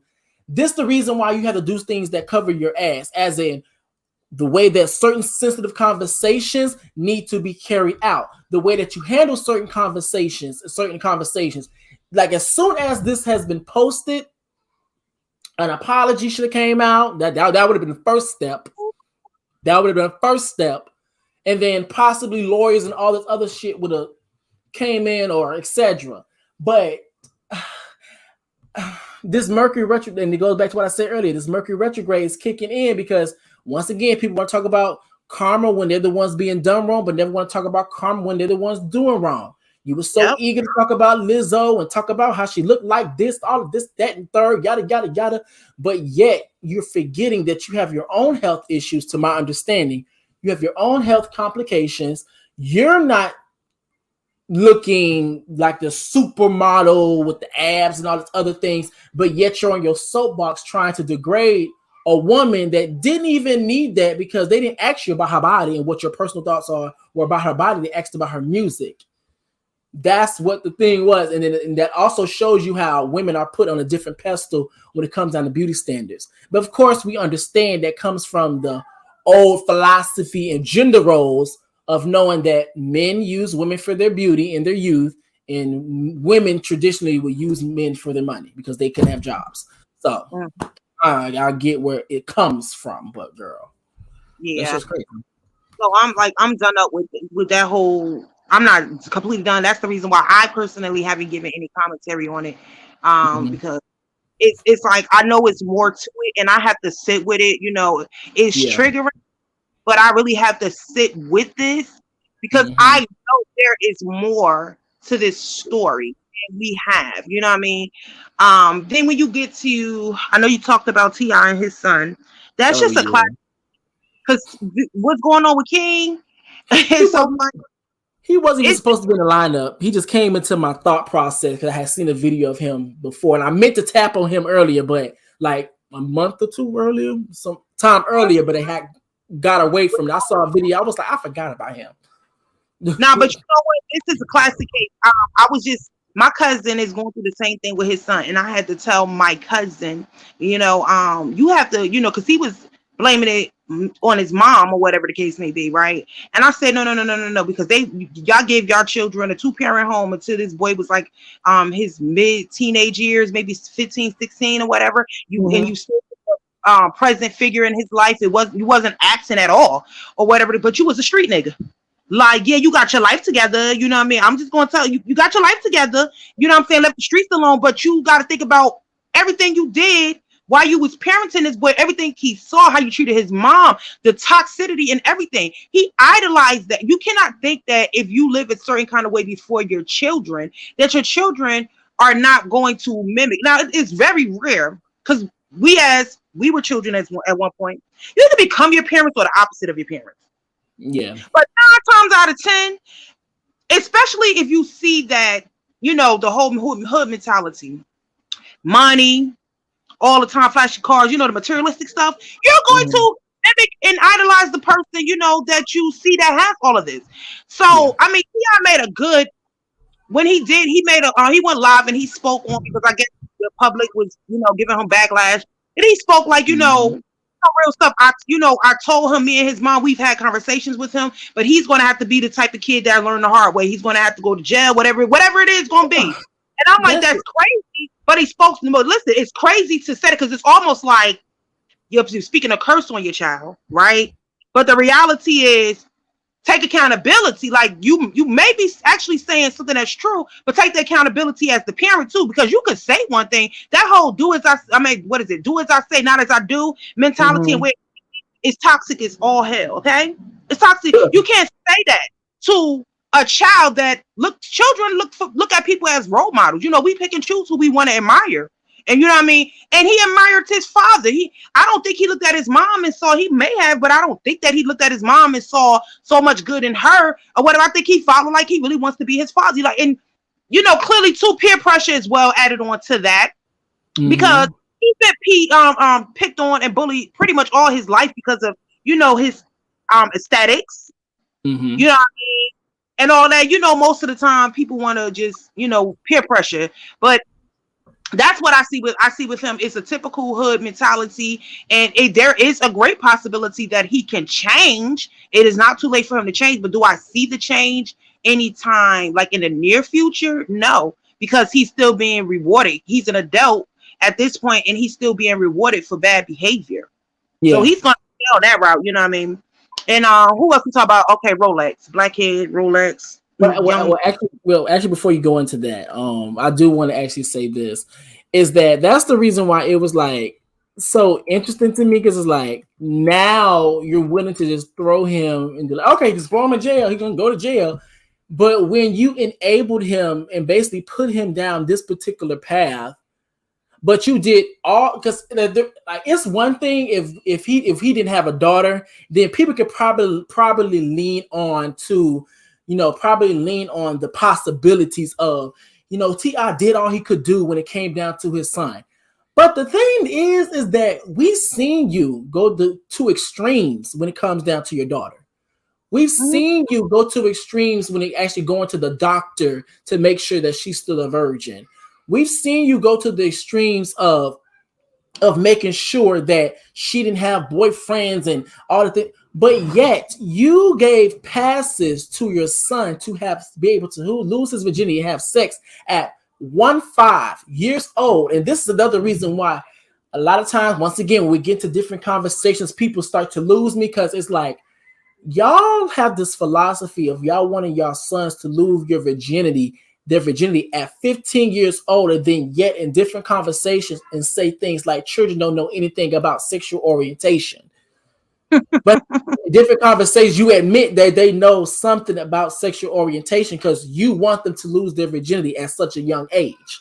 So what are we talking about? And then on top of that, then when you have a situation where your son gets into it with somebody at the Waffle House, now who started it? I don't know. I forgot the video. But instead of you actually coming in to actually mediate the situation and actually handle it accordingly, you actually enable his ego and say things like, I was telling my son not to really get down to that level with people that serve like the servers and serve his food and all these different types of things. Basically calling them to help. Mm-hmm. And then now you're shocked that you have a son that's literally on, I'm about to say YouTube, on social media saying stuff, we too rich for this, calling himself an animal, a beast. But then my question to you, what do you think happens to animals and beasts when they act out of line? They put them down. They lock them and put them in cages. So now you can't be shocked when you claim it to be an animal and a beast and all of this stuff. Now you get handled accordingly. And then the first thing that comes out of T.I.'s mouth and people like him, we need more fathers in the household. No, we need healthy people in the household. Because you were in the household. You were in your son's life. In your children's life. And we see what happened.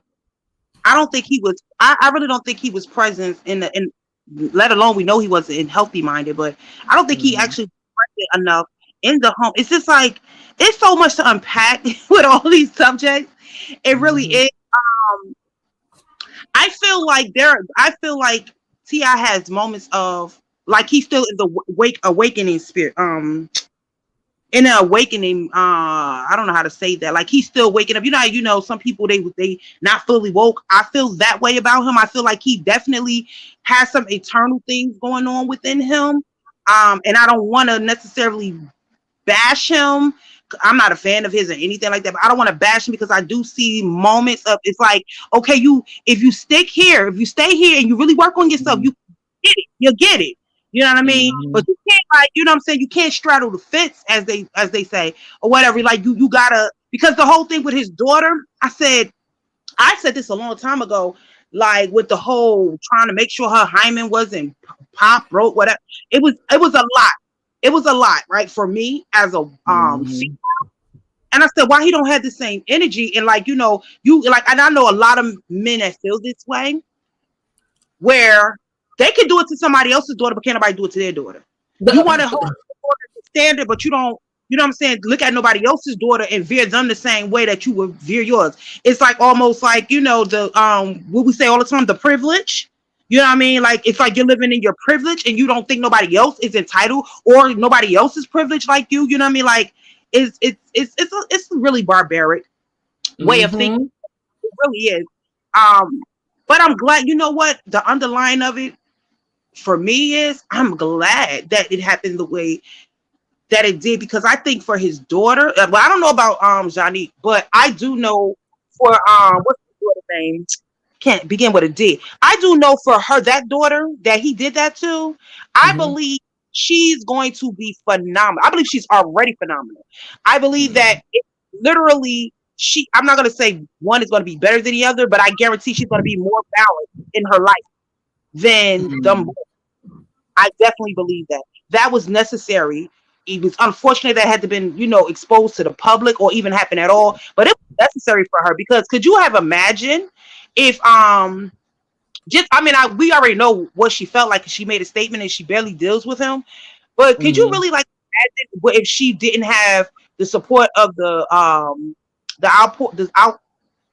support of the people, you know, the general public, so that she wouldn't, you know what I'm saying, feel, because ain't no telling, you know, everybody probably around them, the family and all of that, outside of her mom, probably made her think that it was okay. And she probably felt like, you know, because that happens a lot when you're violated. You made to feel like you're the one that's wrong, and you don't have that real support. You know what's like, I don't want to say funny, but you know what's messed up is that, like, I was literally on TikTok and there's like, I saw this video way back, and this TikToker, it was a black woman, well, black girl, like her, you know, one woman, but she was in her 20s. So she was making like a series, and in the series she was saying, the point of the series was saying stuff that didn't make sense to me as a little girl. Part 1, part 2, part 3, part that. And so what ended up happening, it was like stuff that was said to me as a little girl that didn't make any sense. And so I think it was like part 3. And in the video, it showed that she said she was a little girl, probably like in her teens or whatever, and she was wearing like some booty shorts, or she was wearing like some shorts or whatever. And the aunties, her mom and her auntie or whoever, would tell her to change her clothes because her uncles were coming over. And so she was looking like, what you mean I have to change my clothes because my uncles are coming over? My family is coming over, so I have to change? It's like the little rhetoric that's literally fed and people just digest. Like they and the thing is the fact that people didn't see nothing wrong with it. Well, for me, someone that made that statement to me, I would have thought that those people may be trying to save me because this person might be a pedophile or something. Like, to me, saying stuff like that makes me feel that's a red flag. Like, okay, it ain't really about me. I wouldn't take it that way. I was like, oh, it ain't really about me. Something wrong with okay. You know, that's how my mom was. That's victimized. No, but it's more the fact of, it's like people be knowing this and they know but they don't do nothing about it. Like, it's the weirdest is they always try to put it on the woman. They always try to put it on the woman every single time. It's like, no, hold him accountable, bitch. The fuck, hold him accountable. So I could tell. I felt so bad for a neighbor until I found out what was really going on. They were having, like, in my hometown, they were having this big like festival in the park, and when I tell you he got jumped, I'm talking about jumped and everything by his family, right? Because we all lived in the same area. And I was feeling bad, and I was like, oh my God, what's going on? And I actually went to my boyfriend's house across the street from the park and called the police. Like, anybody gonna call the cops or nothing? Like, he was getting stumped. And come to find out, his family had told him if he saw them to go, don't even approach them, go in the other direction, because he had been touching on the kids. And they made it very clear to him, you can't come around, period. And so for me, I'm like, even though family can, your family can be your worst enemy too. They can lie, put some stuff out on you or whatever. Yeah. But you gotta know that sometimes everything it can't always be somebody's against you either. So to me, it's like, keep, just be be mindful and observant, because anything's possible. And I will say this too, and then we're gonna get to Whitehead, because I don't want us to forget about him. But I'm gonna say this too. When it comes down to I low-key have forgot it just that quick. What the hell was talking about? It was something to what you said about the molestation, like being around them giving red flags. Yeah. So here's the thing: when it comes down to that as well too, it's like that's why I would get confused about people who didn't understand why certain parents had trusted other people and stuff, especially understanding the context of the community, Black community, being believing in community and all these different types of things. But then at the same time, that's why I see the conflict, because we have this thing of, we say things, we have to get back to being a community. But one of the downfalls of us, quote unquote, being a community, in a sense, in my personal opinion, is that we were traumatized people being around traumatized people, and then when they were spreading trauma onto other people, we weren't able to detect it. As in, we had people touching on and sexually assaulting all different types of people, and we were so into community to the point we didn't believe it. We didn't have the appropriate conversations and stuff. I don't know. It was just a lot. It's just a lot. It's like, at one moment, we talk about being a community, and then the other moment is like, now we got to watch. I don't know. Everybody can't be a part of the community. That's number one. I don't care who, mama, your daddy, but if a person is not willing to get the help that they need, to make amends, because I know you don't like the word accountability, but for me, accountability is not, you can't know. Because I understand a lot of people use that word, but you can't just say I'm taking accountability if you put no action to that. Accountability has to come with some type of action where you literally make amends and you restore not just yourself, but restore that person for whatever harm you contributed to that person. Yes. But for me, because for me, community is, we all love each other. We can agree to disagree, but everybody can't be a part of that. Everybody can, because everybody doesn't have the same agenda. We have to be like-minded and have the same agenda. We don't have to think the same way. That's what community for me is. And I realize it will be a bitter pill to swallow, because if right now, if we had the opportunity, the will, like literally had the power, where we could bring everybody, we could get our own land, start our own little community, as we say. And it was enough to bring the masses. I know for a fact we will only have about 3% of the masses, because that's how, and it ain't just our people, but right now I'm just speaking about our people and concerned about people. That's how messed up and that's how broken we are in toxicity within ourselves. That's how bad we are. And a lot of people, like, it's like almost what they say, the people I know you know about the story of the people that was in the wilderness, how they wandered for 40 years. They couldn't go over to the promised land, so all them people died out because of the toxicity that was in them. And it's the same way today. And it's unfortunate, because a lot of them are our loved ones. And you want your loved ones to be there. But at the end of the day, if they're no good and they're not willing to put the effort, not just put the effort, but actually do the work. Because there's nothing to that word. A lot of times, I'm trying. You don't have to try to do a damn thing. Just do it. It ain't hard to change your behaviors. It's really not. When you sincere and want to do better, you're going to do better. Yes. And I feel like I feel like a lot of times when people talk about, I guess, people's efforts, it makes a difference when you can actually see the will for someone to do better. It's one thing to, like, you be like, I'm trying, but it's like you don't see it. It's another thing when you can actually see them trying. They're persistent. They're gonna be consistent on trying until they get it right. And I think that's what really, really sparks out the people personally. Okay, so what were your thoughts when it came down to Whitehead and his his lawsuit? Apparently, girl. And I feel sorry for him, because I was looking up New York when it comes to fraudulent cases when you're trying to sue and it's frivolous and things of that nature.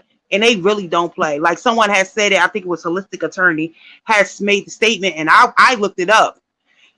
And yeah, they he better have, which he really doesn't have a case.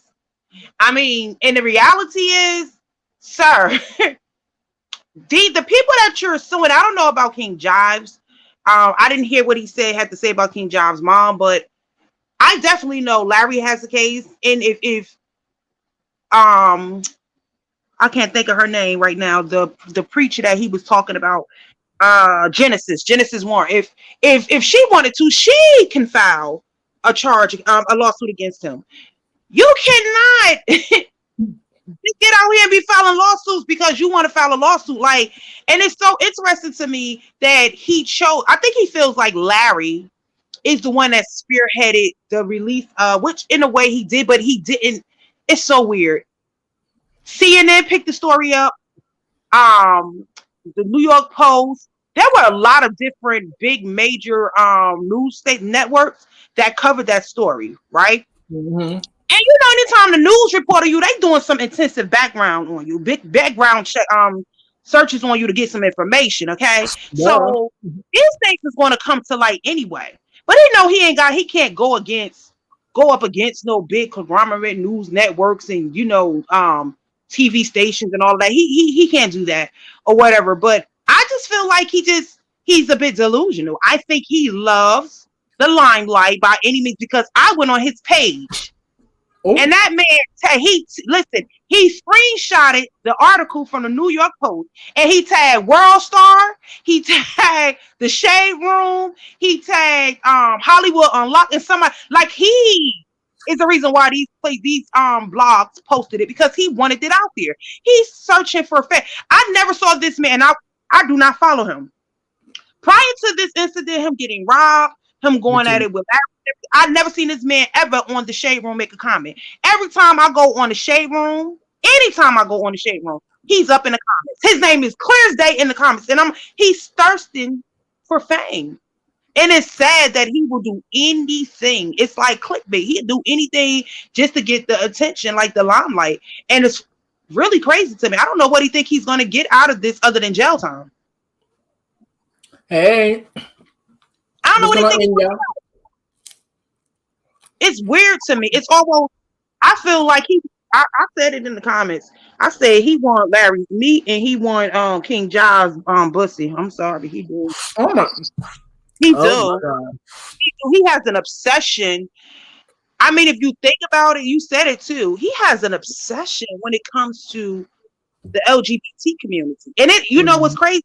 It's always about the man. It's never about the lesbian. It's always about the man. Well, that's all of them. They always do that. It's like I do understand that is no. But he got it's an obsession. You don't understand. He cleaned some of his videos and stuff off his page. That man had an obsession. Okay, you hear me? Like it's weird. It's always on his page too. Yeah, it wasn't even like sermons where I went all the way down to the beginning. He definitely did a clean sweep on his page as it was going on. He was deleting, or somebody, and maybe somebody from the church, whoever, they was just deleting. You know, once he started calling Larry all those slurs or whatever, yeah, they was definitely cleaning up those videos. But I had went and looked and I believe personally, he's just like the typical person that that for whatever reason not coming out and living their truth. A lot of times that makes people really, really, I don't care what the preference is. It's same thing like if you can't, if you a smoker and you got to hide that you smoke, it turns some people bitter. When you can't live your truth, you become real bitter and judgmental. And that's what I see. Yeah. Now, when it comes down to like, I said this multiple times throughout the stream. I don't believe that he's meant to call. Some people are called. He most definitely received a text message. I don't believe he was called. Now I will say this: the reason why I'm saying that, or let's just say he was called, but he's not ready. He's 100% not ready. Reason being is because of how are you going to be a pastor, shepherd, you're gonna have sheep, and you're using slurs as a way to be able to talk about a group of people that you more than likely are going to come in contact with. Because 9 times out of 10, when gay people, homosexuals, in my Terry Joe voice, homosexuals, when a lot of times when a family finds out about gay people in their family, they throw Bibles at them. They bring them to the church. They bring them to God, their sense of God. So how are you going to be a pastor and want to draw in more souls, but then you're using derogatory language to attract them? That doesn't make any sense. That lets me know you have a bias. You have an issue with a certain group of people. And I believe if you have an issue with a certain group of people, you should not be a pastor. Well, I definitely, okay. So to tap on he wasn't called. Everybody's called once you know, but everybody's not chosen. It's a difference in being called to do something and to be chosen. He should not be. He should be. He got an email. He wasn't called. Yeah, he definitely should not be in a position of leadership. And I believe that so much to unpack with him too. I personally believe that when it comes to the church, I'm still, because it's still sticking with him. When it comes to the whole church folk mentality, it drives me nuts as well, because I had sent you something today. I can't take church people. I can't take people that are everybody's not a critical thinker. I just can't take people that don't think outside the box anyway. Like, this is what the society says is the standard, and this is what we're going to go with. So, you know what I mean? Society is not always right. And most of society is wrong, because we see that society is, whole way of thinking and logic and rules and all of that comes from toxic patriarchy. We know this.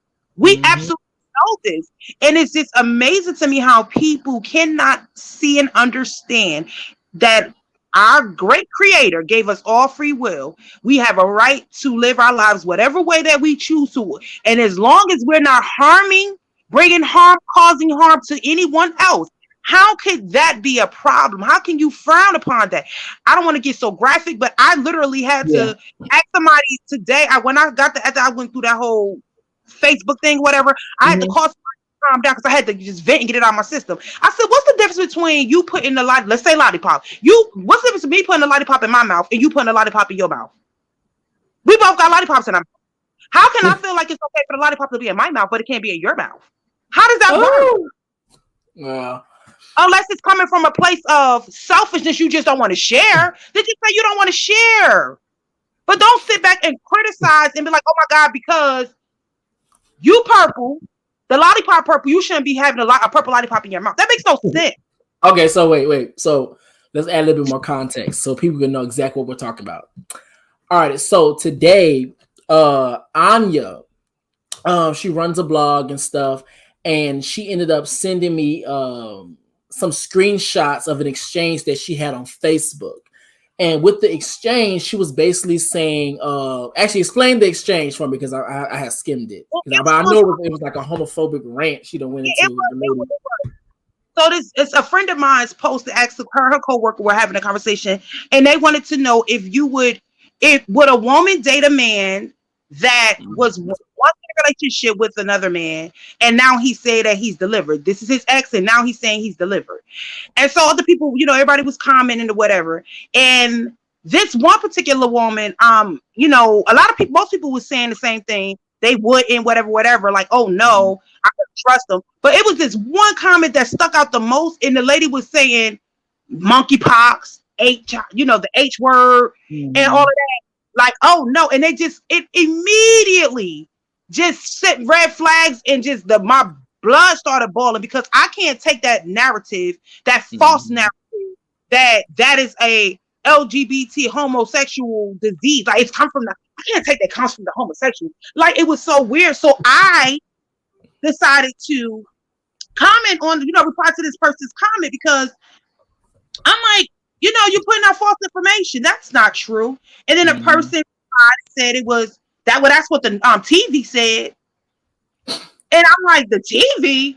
Are you talking about the news? Because we all know that the news always, not 90% of the time, damn near 100% of the time, when it comes to the Black and brown community especially, they always put out misinformation about us. And I'm, we going back and forth, and I'm trying to get her to understand that what she was saying was, first of all, it showed that she was homophobic.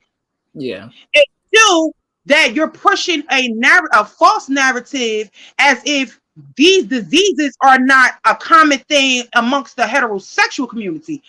Disease has no preference, whether it's for, your sexual preference has nothing to do with a disease. Disease is just like a bullet. A bullet don't have a name. It's not designed to set, even though you may be the target, but that bullet gonna hit whatever's gonna hit. Just like a disease. It don't have no prejudice. And so that's what I mean when I say, because come to find out, she goes to the person's church, and I'm like, these church people, like, wait, I don't understand. Wait, to who church? No, just say she goes to my people's church. Oh, okay. And I'm like, just church people, like the fact that you're just going to spew this toxic ass misinformation that comes along with agenda, and then someone is telling you, and I'm like, it's offensive. It is offensive. I don't know, how can you think that it is okay? That goes back to Bishop Rolex. I don't understand how he think it's okay. The same way he was trying to get the public to understand he has the right to dress the way he wants to, and he does. He has absolutely right. He got the right to dress the way he wants to. People have the right to be who they want to be with too. Don't come telling me about what no Bible said, because at the end of the day, the God that I know gives us free will. And if he did not allow us to have free will, if he didn't want us to have free will, then he wouldn't allow us. We wouldn't have it. If it was a sin to love the same sex, he would not have allowed us to have. He knew everything when he created us. He's not and I gotta keep saying, stop saying he, but God knew exactly what God was doing when he gave us. Yeah, I'll go with the he again. When we were given free will. So it's just kind of weird to me that people just feel like they can do it, but you can't do it. If you do it, you wrong.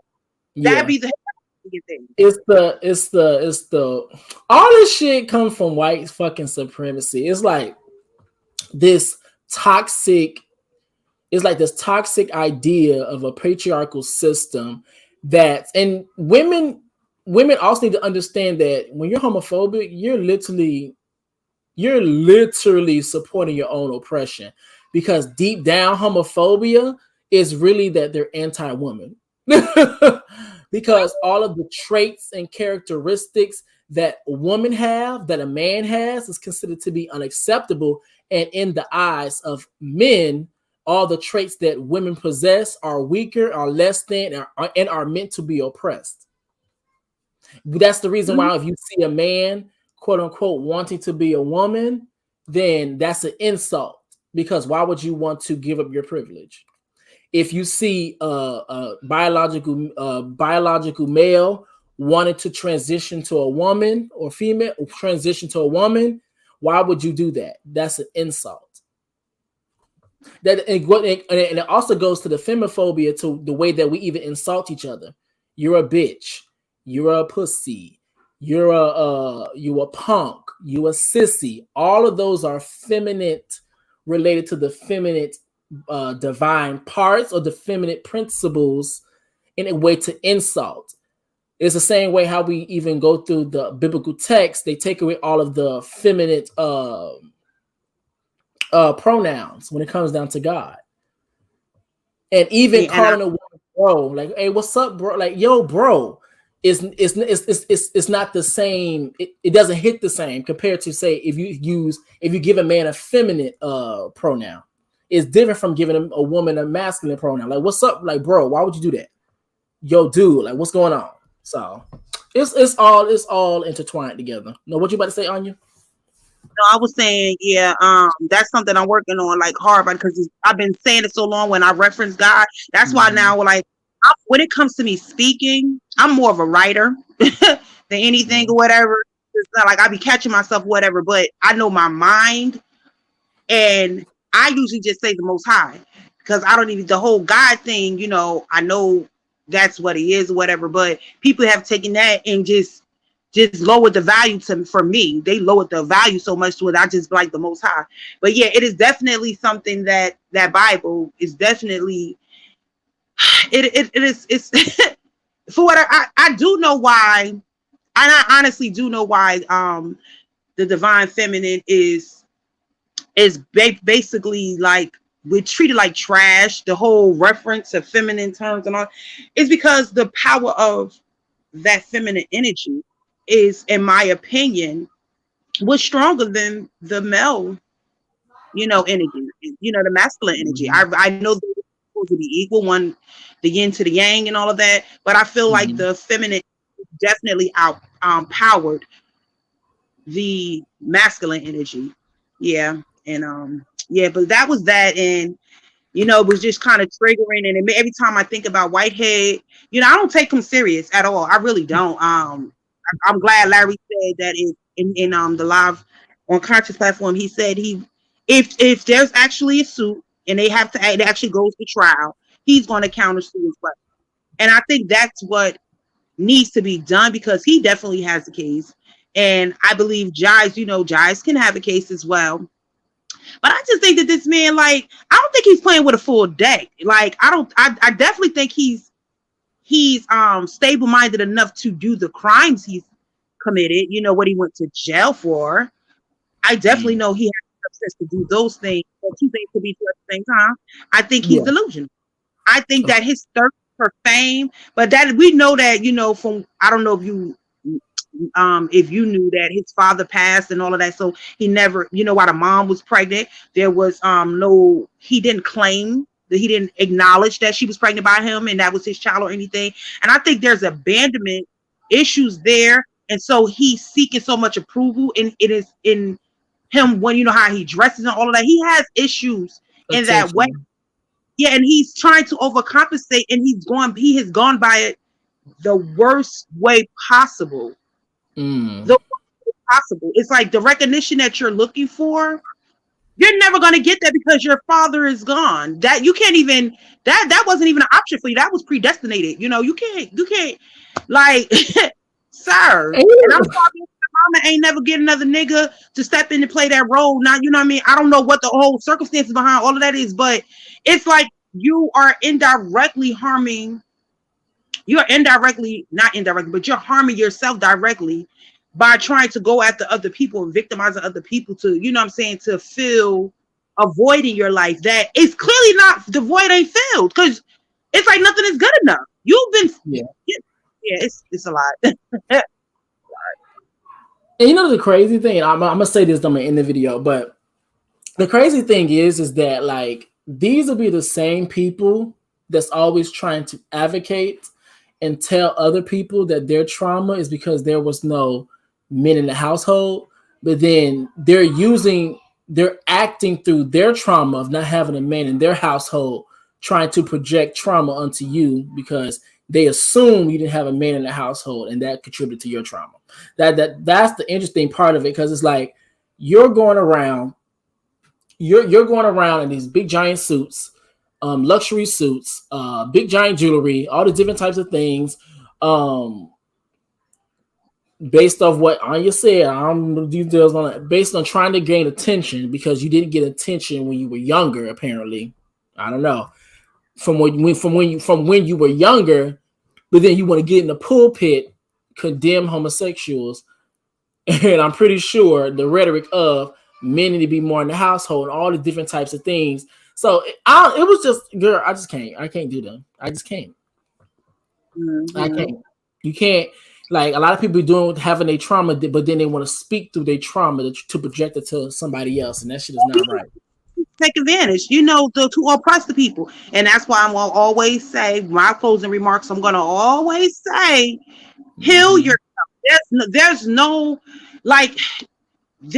better way to live when you're a broken person than healing yourself. Once you get heal. And it doesn't happen overnight. It's Mm-hmm. a daily process. But once, you know what I'm saying, once the wound closes up and you just make sure you don't, you know what I'm saying, do anything to reopen that wound, you live a prosperous life. It ain't always about the finances. You know what I'm saying? Your peace of mind is, you know, healthy. You know what I mean? Everything brings balance. If you don't, you're just going to be like a disease, like this pandemic, and it's going to be an outbreak, and it's going to, every person that you come into contact with, you're going to infect them. That's usually what happens with broken people when they don't get healed. They infect everyone that's around them. Yep. Yep. Good. I'm talking to you. I enjoyed tonight's show. I'm going to drop down, let you close out. All righty. Well, thank you so very much, Anya. I'm pretty sure we're going to be communicating through IG per usual. All right. Because I was like, who was it that texted me? I was like, oh, this Anya. All right, so that is it for the video for today, guys. Please, please, please, y'all let me know what y'all think. Now, my goal today, I was trying to make the show an hour. You see, I kind of didn't succeed at that.